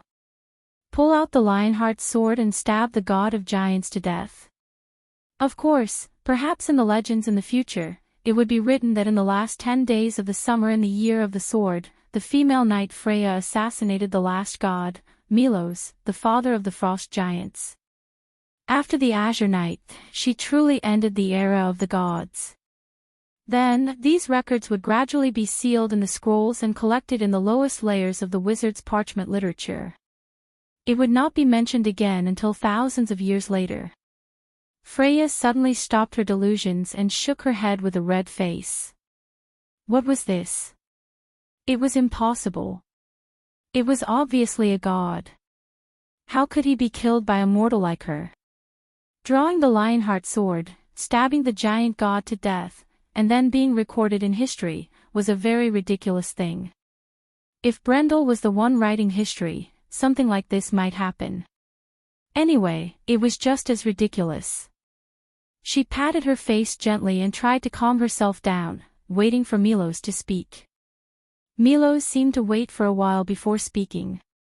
It's actually very simple. You just have to pull out the Lionheart sword and stab me to death when I wake up. That's all. Freya widened her eyes and half opened her mouth. She even forgot to stop patting her face.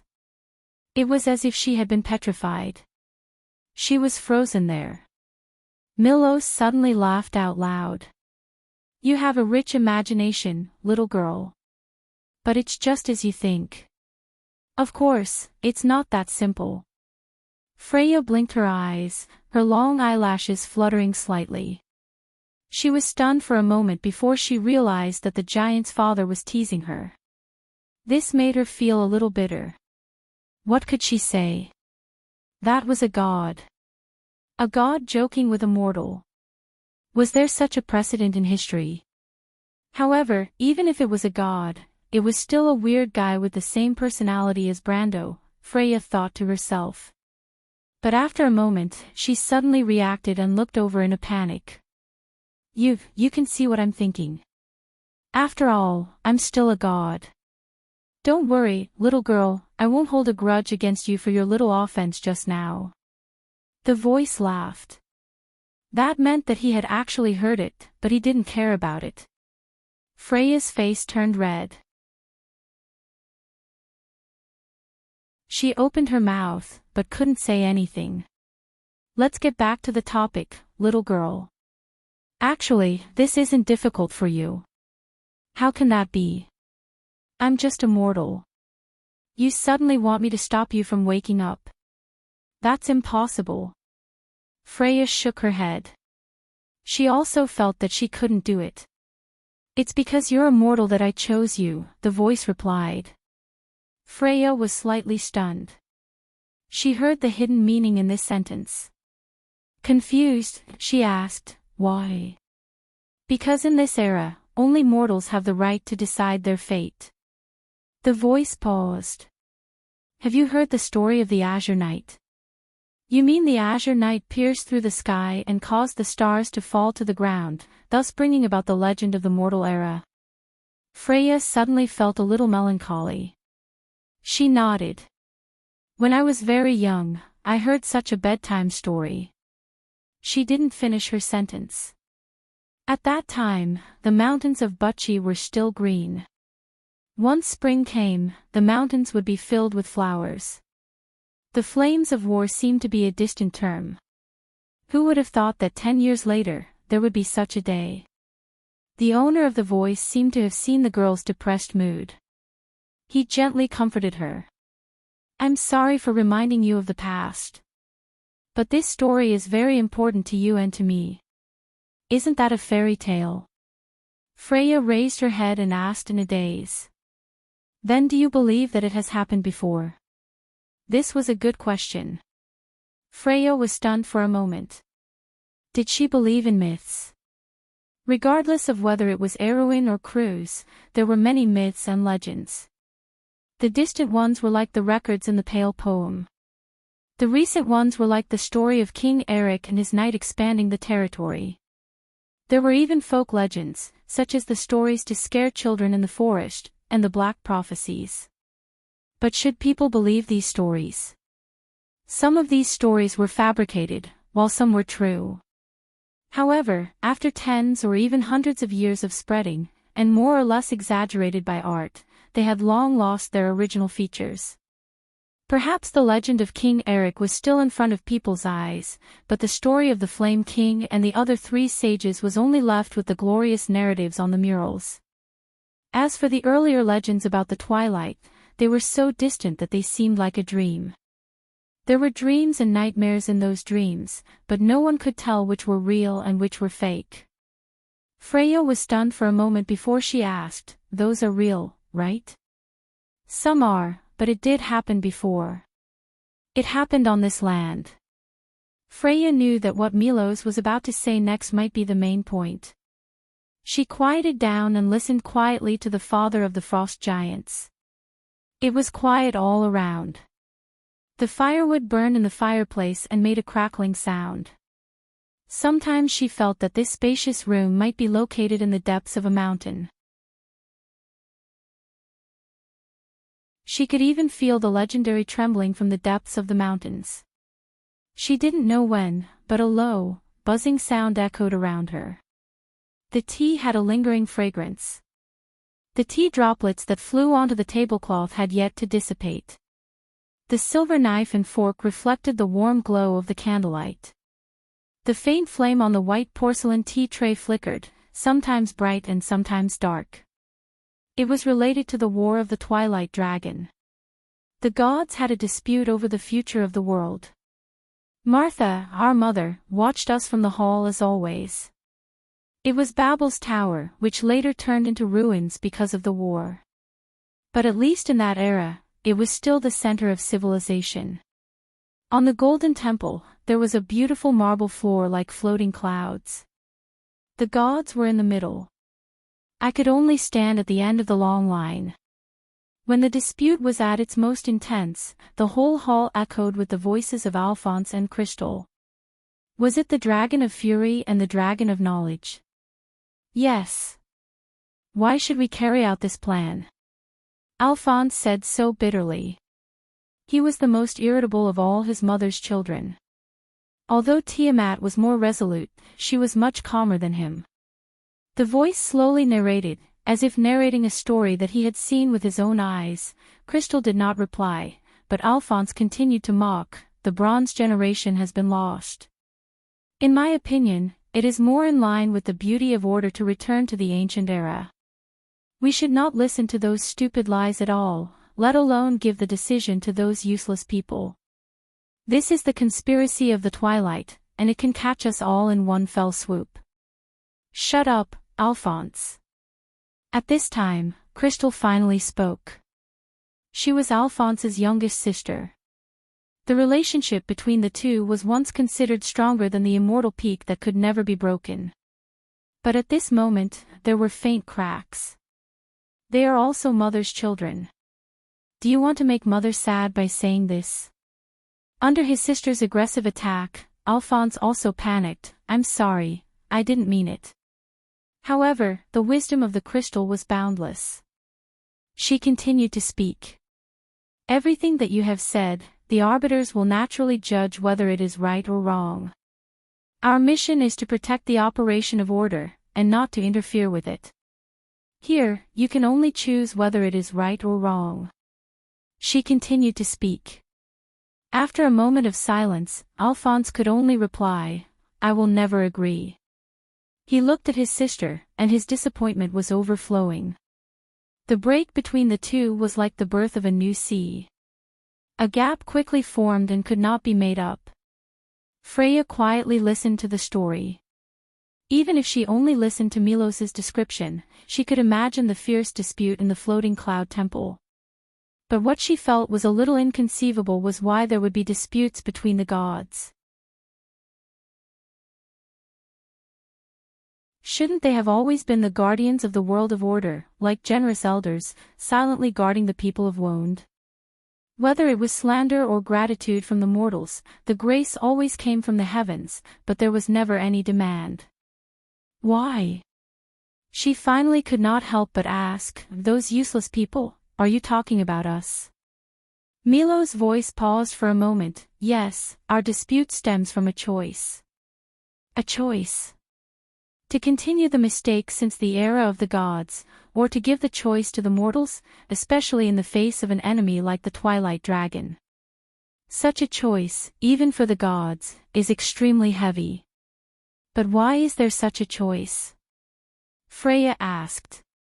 "Do you know the Bronze Generation?" Freya frowned and shook her head. "Actually, you have seen them," the voice prompted. The girl was slightly startled, but this time Milos did not let her continue to guess. Instead, he replied directly, "The Bronze Generation is rarely mentioned anymore. The Silver Folk and the Gold Folk have destroyed all documents related to it. The few parts that have been preserved are also locked in forbidden places that ordinary people cannot reach. Because it once proved Lady Martha wrong. Although Mother did not care, it did not mean that we children could easily accept it. It was the same for the Bugas. And the Bronze Generation was the monsters scattered across the earth. In the past, on the earth, other than the glorious folk of order, there were the dusk seeds of chaos. Monsters that are between order and chaos do not exist in this world." Freya was completely stunned. She knew about the Gold Folk, the Silver Folk, and the Black Iron Folk. But she had never heard of the original monsters, the Bronze Folk between Silver and Black Iron. But how could this be? She subconsciously rubbed her forehead, feeling a little dizzy. The owner of the voice obviously noticed this too. He asked, "Do you feel a little incredulous?" Freya nodded. "Then we'll have to start with the order of the ancient times." Ko Hua's cold voice echoed over the whole. Before the world of Wonde was born in the light, the divine folk and Martha first appeared in the chaos, the supreme beings. With the help of Martha, the divine folk weaved this world and created 17,000 gods to manage this world. Then the gods created the Gold Folk from the blood and corpses of the divine folk. This is the origin of the Gold Folk. The Gold Folk were servants, but also warriors. They were staunch guardians of order. Then there was the Silver Folk. The Silver Folk was created because of the contract between Martha and the four elemental sovereigns. With the elements as their bodies, they were created with the blood of the Gold Folk. The Silver Folk were thousands of people. They lived in the kingdom on the earth and were the subjects of order. This was the ancient classical order, and the most glorious era. Babel's tower stood in the center of the world, monitoring the earth. There was a fortress above each of the four realms of the kingdom. Valhalla and Avalon were just two of them. Legend has it that the ground of that era was paved with silver, the sky shone with the light of diamonds, the trees bore golden fruits, and the rivers flowed with rich milk. But such a glorious dynasty still fell in the twilight. In the next two eras, the divine folk rebuilt the world twice, but what was the result? The divine folk died one by one, and all the wisdom of the ancient times was only a few words to this day. The most glorious victory of civilization over the Twilight Dragon came from the last war. Just as she said this word by word, the entire spiral hall was uncontrollably capsizing under the control of some kind of force. The central platform had been completely distorted under the great force, and more than 10 long bridges were twisted into a fried dough twist and pulled into the abyss below. Brando was saved by this sudden change, but he immediately realized that he had just escaped the wolf's den and entered the tiger's mouth. The reason for all of this was because of Ko Hua's previous actions. When everyone's attention was focused on the fierce battle in the middle, Brando and the little female dragon happened to be attacking Erech, causing chaos on this side. The eldest daughter of Echius took this opportunity to fly towards Greysword Saint Mephistopheles. She only symbolically exchanged blows with Mephistopheles in mid-air before her waist was slashed by the Ash Sword Saint. Just as Mephistopheles was still wondering why this demigod-level existence in the Chaos era was so weak, Ko Hua borrowed the strength of the Ash Sword Saint's attack and fell in a certain direction. The direction she fell was the center of the hall, and behind her, other than the throne on the platform, there was only the purple crystal suspended in mid-air. The battle was so intense that both sides did not have the time to see where Ko Hua fell, but it was this neglect that gave her the greatest opportunity. The moment she approached the purple crystal, Ko Hua turned back in mid-air and grabbed the purple crystal with her claws. If Mephistopheles had noticed Ko Hua's subtle movements, he would have been wary of her previous fake miss, because the strength of this grab was so terrifying that it was at least at the peak of the law. Under the claw, the crystal suddenly shattered into pieces. Then in an instant, the scene of Brando dodging the sword of the lizard man Blade Master happened. The spiral hall shook violently, and then the whole floor spun and sank down. All the long bridges above the abyss were pulled into a long thin belt. Except for a few people who had the ability to fly or magic, most people, including the black-robed knights, lost their footing and fell down at the first moment. At this time, Brando knew that something was wrong. He looked up and could barely see across the hall that Scarlet had stabbed the azure lance in her hand into the wall. Fortunately, she did not fall, but the figures of Lorena and her husband could no longer be seen in the crowd, not to mention the young prince and the eldest prince of the crew's people. The Shire people were also out of touch. Brando tried to communicate with them telepathically, but only felt a noise coming from below. Something was interfering with the spiritual world of everyone in this hall. And in this place, he could only think of one thing. In just a moment, he saw a huge mouth suddenly emerge from the darkness below. It was something like a giant sandworm, with thousands of teeth in its huge open mouth. Brando knew at a glance what it was, the Frost Devourer. This damn thing was here. It turned out that it did not live in the glacier, but was locked under this hall. He should have thought of it. But he grabbed the edge of the long bridge with one hand, looked up, and looked at Ko Hua in the air with some confusion. He somewhat understood what the eldest daughter of Echius wanted to do. In the game, he had never heard of such a thing. I have personally experienced that war. Ko Hua floated in the air and finally finished this last sentence. Her eyes were a little blurred, as if she was reminiscing. P.S. Second update. Today is another 10,000 words a day. Everyone, don't just wait and see, please give it your all. Do you want to continue reading the 10,000 words tomorrow? Hurry up, give me some motivation, roll.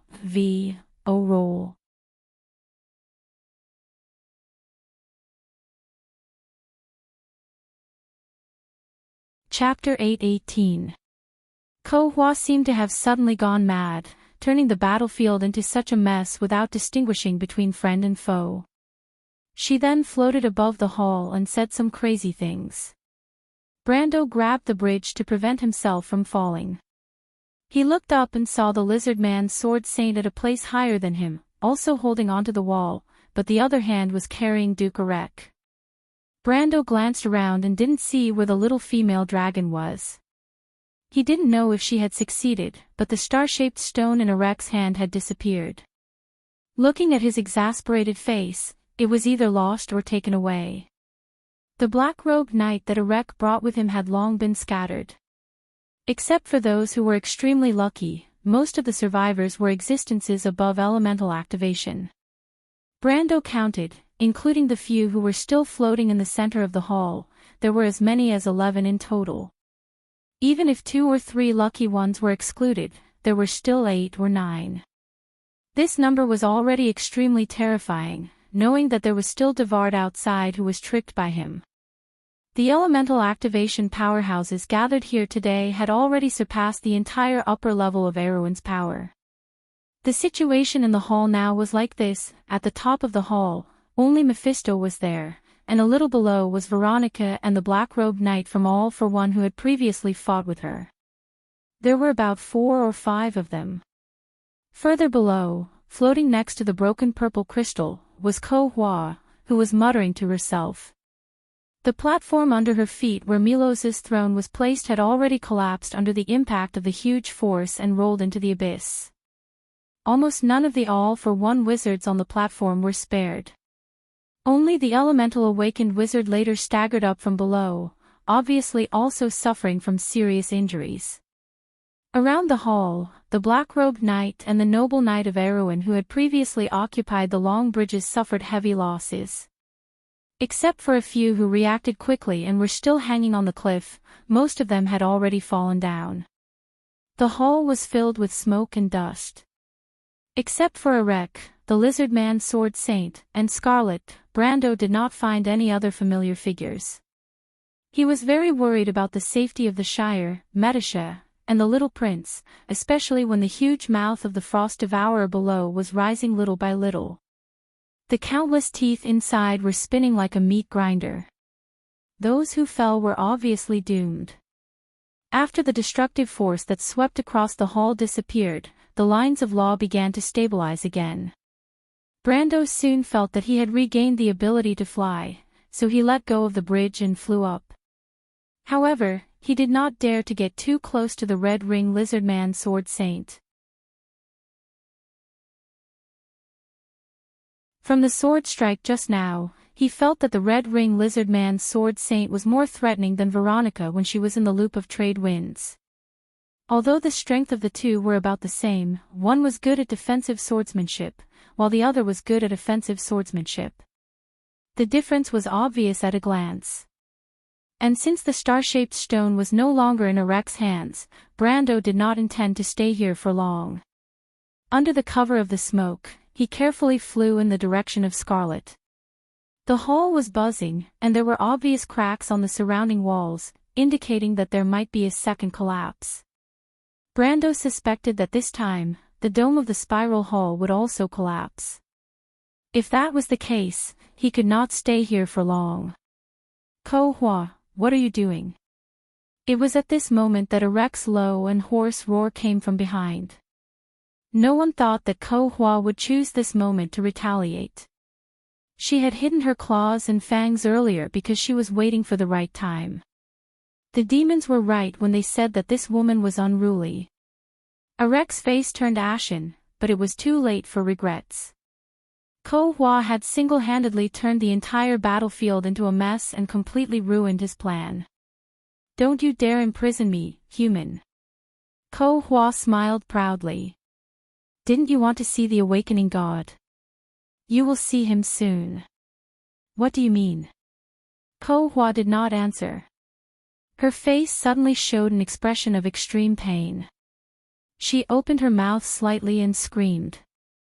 A cloud of black smoke came out of her mouth, followed by her eyes, nostrils, and ears. The billowing black smoke gathered above the girl and formed a vague human figure. Meanwhile, Ko Hua hung her head weakly and curled up in the air. Her skin was so pale that it was almost bloodless, like an empty shell that had lost its strength and soul. You don't understand what happened in that war, human. A thunderous voice came from the billowing black smoke. Ko Hua's cold voice could be vaguely heard. That was the only time in several eras that the dusk was defeated. That's impossible. Erech roared. After the Battle of Ebabel, even the gods were defeated. Almost all of the golden race died, and the silver race hid themselves. This is the greatest victory of the chaos in history. The Duke raised his arms and roared crazily. What's left of Wone today? The gods had long since abandoned this land, and the most glorious era had passed. What was left was just a bunch of lowly insects. When dusk came again, what could these trash use to resist? They are still fighting for power and profit. They are drunk for some temporary illusions. Such a group of people, is this the so-called civilization? At the end, he was almost contemptuous. It's ridiculous. There was a moment of silence in the hall, but the fanatical chanting of prayers by the believers of All for One could faintly be heard. You're crazy, a wreck. Veronica had never thought that a person could be this crazy. She never believed in the fallacy of All for One. The war between the Twilight Dragon and the gods was already a distant memory. Only those evil cultists with evil intentions would hold these illusory myths as holy scriptures. She did not know what the future of Wone would be. Maybe it would be destroyed, or maybe it would continue. But these were not important. For humans with short lives, the most important thing was the present. Just like for her, as long as the Cruz Empire still existed, she had to fight for it, whether it was for her family or for the Empire itself. Greysword Saint Mephistopheles also shook his head. It's ridiculous. The voice in the black smoke sneered. Who told you that the gods left Wone after their failure? Who told you that the golden race all died on the battlefield of the dusk? The silver race hid, not because they were disheartened. Some of the human legends that have been passed down to this day are not groundless. It's just that you don't want to believe it. But there's one thing you're right about. The voice in the black smoke sighed. Wone today is indeed no longer the classical and glorious era. When the power was handed over to the mortals, the era of the gods was gone and never to return. Brando was quietly passing through the smoke-filled area at the bottom of the hall. He would soon return to the place where he first entered the hall, the other side of Erech's direction. The debate between the two sides was going on fiercely above the hall. This scene was a bit like the lengthy opening speech of many important bosses in the game, but a solemn atmosphere indeed shrouded the entire hall.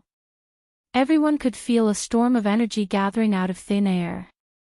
Brando felt it and realized that the key to summoning the awakening god was actually Ko-Hua, and it seemed that no one in the game had actually pulled Ko-Hua to this place. But this design was indeed a pain in the ass. Although it seemed to make sense in terms of the plot, Brando could not help but curse in his heart. He glanced down and saw that the Frost Devourer had risen another 100 feet. It was almost within reach. This discovery startled him, and he hurriedly flew up a few more times. Ko-Hua, Veronica, and the others were almost above him, but he dared not fly up and let others find out, especially Ko-Hua. Who knew if this demigod-like existence would hold a grudge against him? This is an era where everyone chooses their own destiny. Take care of yourselves. The voice in the black smoke still echoed. Under the black smoke, Corfa's eyelashes fluttered slightly. Don't, she whispered softly. The black smoke sighed. You're free, Ko-Hua. And I will be reborn. Mephisto's face suddenly changed. Get out of the way. He shouted. As soon as his voice fell, the black smoke that shrouded Ko-Hua's head suddenly spread out and rose to the dome of the hall. A few black-robed knights who could not dodge in time were sucked in, and before they could let out a scream, they completely disappeared without a trace. Assimilation. Veronica's face also changed. This was the most typical power of chaos. She hurriedly flew up diagonally, but unfortunately, it was still a little too late.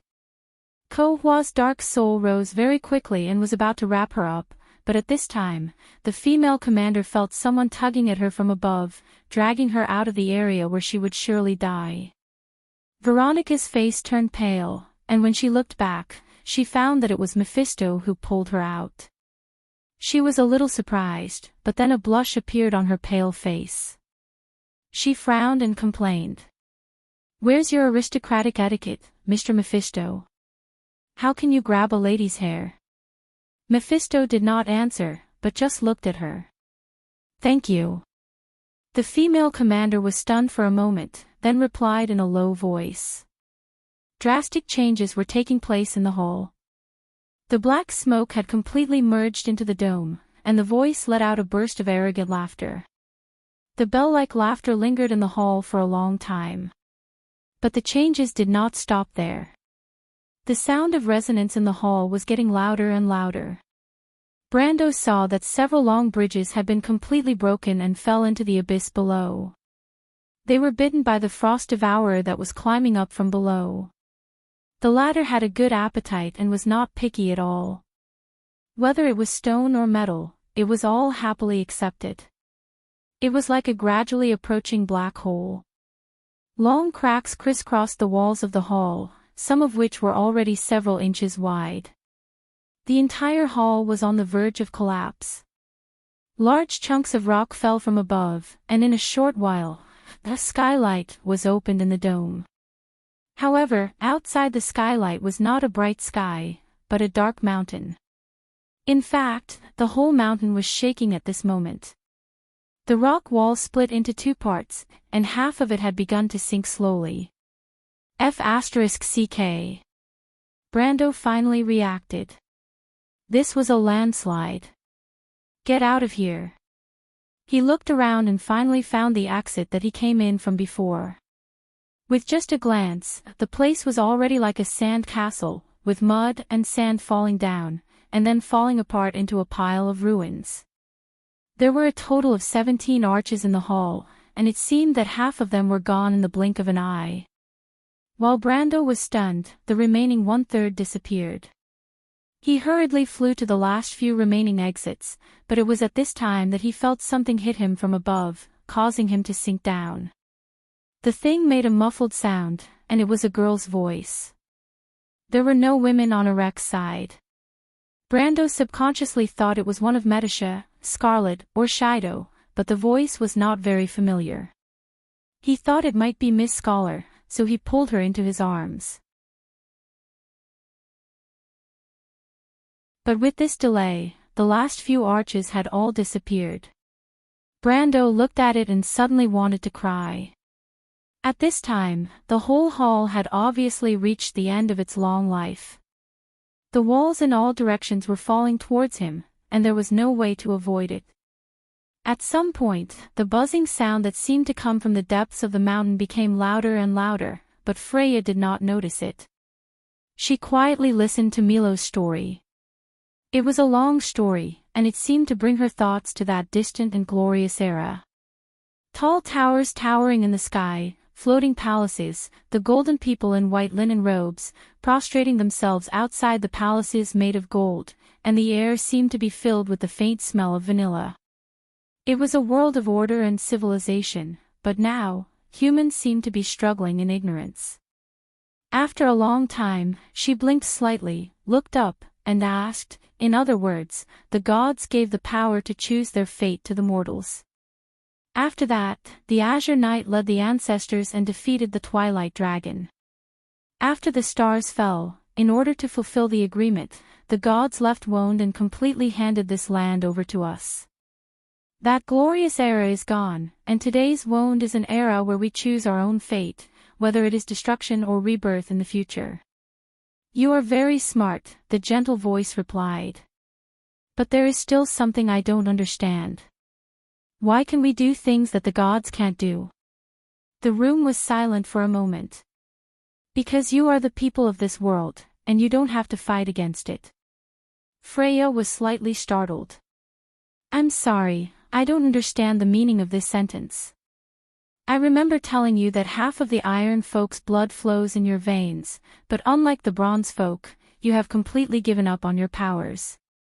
That's why you didn't turn into those demonic creatures whose rationality was corroded by darkness. Freya nodded. That is the reason. The voice replied, the world of Wonde was weaved by Martha from chaos. When she placed the law of Tiamat above the sea of chaos, the world was born. The root of our world comes from the order that is built on top of chaos. Therefore, since the birth of the world, this opposition has been rooted in it. The stronger the power of order, the stronger the resistance from chaos. However, the power of chaos has no limit. In other words, one day, this power will even surpass the control of the gods, and our world will also be reduced to ashes. This is the origin of dusk. In several eras, Wond has already experienced destruction several times, and the history of the earliest gold people is long gone. This is the so-called mistake of the gods. In countless eras, the sages and wise men of the gods and other servant races have been looking for a way to end this cycle of mistakes. We have built countless civilizations and orders, but every time, without exception, we have failed. The twilight has come 6 times, and we have failed 6 times. And the only time that we were closest to success was at the end of the last era. Your hero, the Knight of the Azure Sky, broke the sky, causing the stars to fall to the earth. Wond was separated because of this, but at the same time, it really ended the twilight. This was the only time that the civilization was not completely destroyed. Although it still suffered a heavy blow, at least it let us see the possibility of success. The root of all this was a suggestion from the Darkness Dragon. Is it Odin? Freya suddenly interrupted. No, it was earlier than him. Although she could not see, the girl could feel the owner of the voice slowly shaking his head. The Darkness Dragon of the previous generation had already fallen in the Battle of the Twilight. But like Odin, he was a person with extraordinary wisdom. He was the one who asked us to think about this problem instead of blindly increasing the power of order. What we had to do was only to preserve the fire of civilization. Therefore, we could have created a weak civilization that was no longer glorious. It could even be said that it had compromised with chaos. It lacked power, was ignorant, and was even penetrated full of holes by the Twilight Dragon. But because of this, we almost succeeded. Because even chaos cannot devour itself. Freya opened her mouth slightly. She vaguely felt that Milo seemed to be hiding something, but what this voice said was already the most ridiculous legend she had ever heard. The gods actually compromised with the Twilight Dragon. No matter how bad it is, it's fine as long as it exists. Freya was a little uncomfortable. After all, no one wanted to be treated like a bug. No, little girl, civilization will grow. Milo's voice became a little proud. This is the greatness of Mother. This time, it will be a civilization rooted in this world. It will no longer be created or interfered with by us. It will carry the mark of the Twilight Dragon and grow little by little. It will gradually grow stronger and finally merge with the origin of this world. By then, no one will be able to destroy it. But civilization was civilization, and order was, after all, different from chaos. Freya vaguely felt that something was wrong. She shook her head. Then will the Twilight Dragon still descend? The voice was silent for a moment. It will. P.S. First update, please vote. You're tuning into the LoveLore Library YouTube channel. We're so grateful for your support, and don't forget to subscribe to join us on this incredible journey through captivating stories. Your generosity through donations truly makes a world of difference, as it's the primary source of revenue that allows me to expand and enhance this channel for you. Thank you from the bottom of my heart for being a part of this adventure.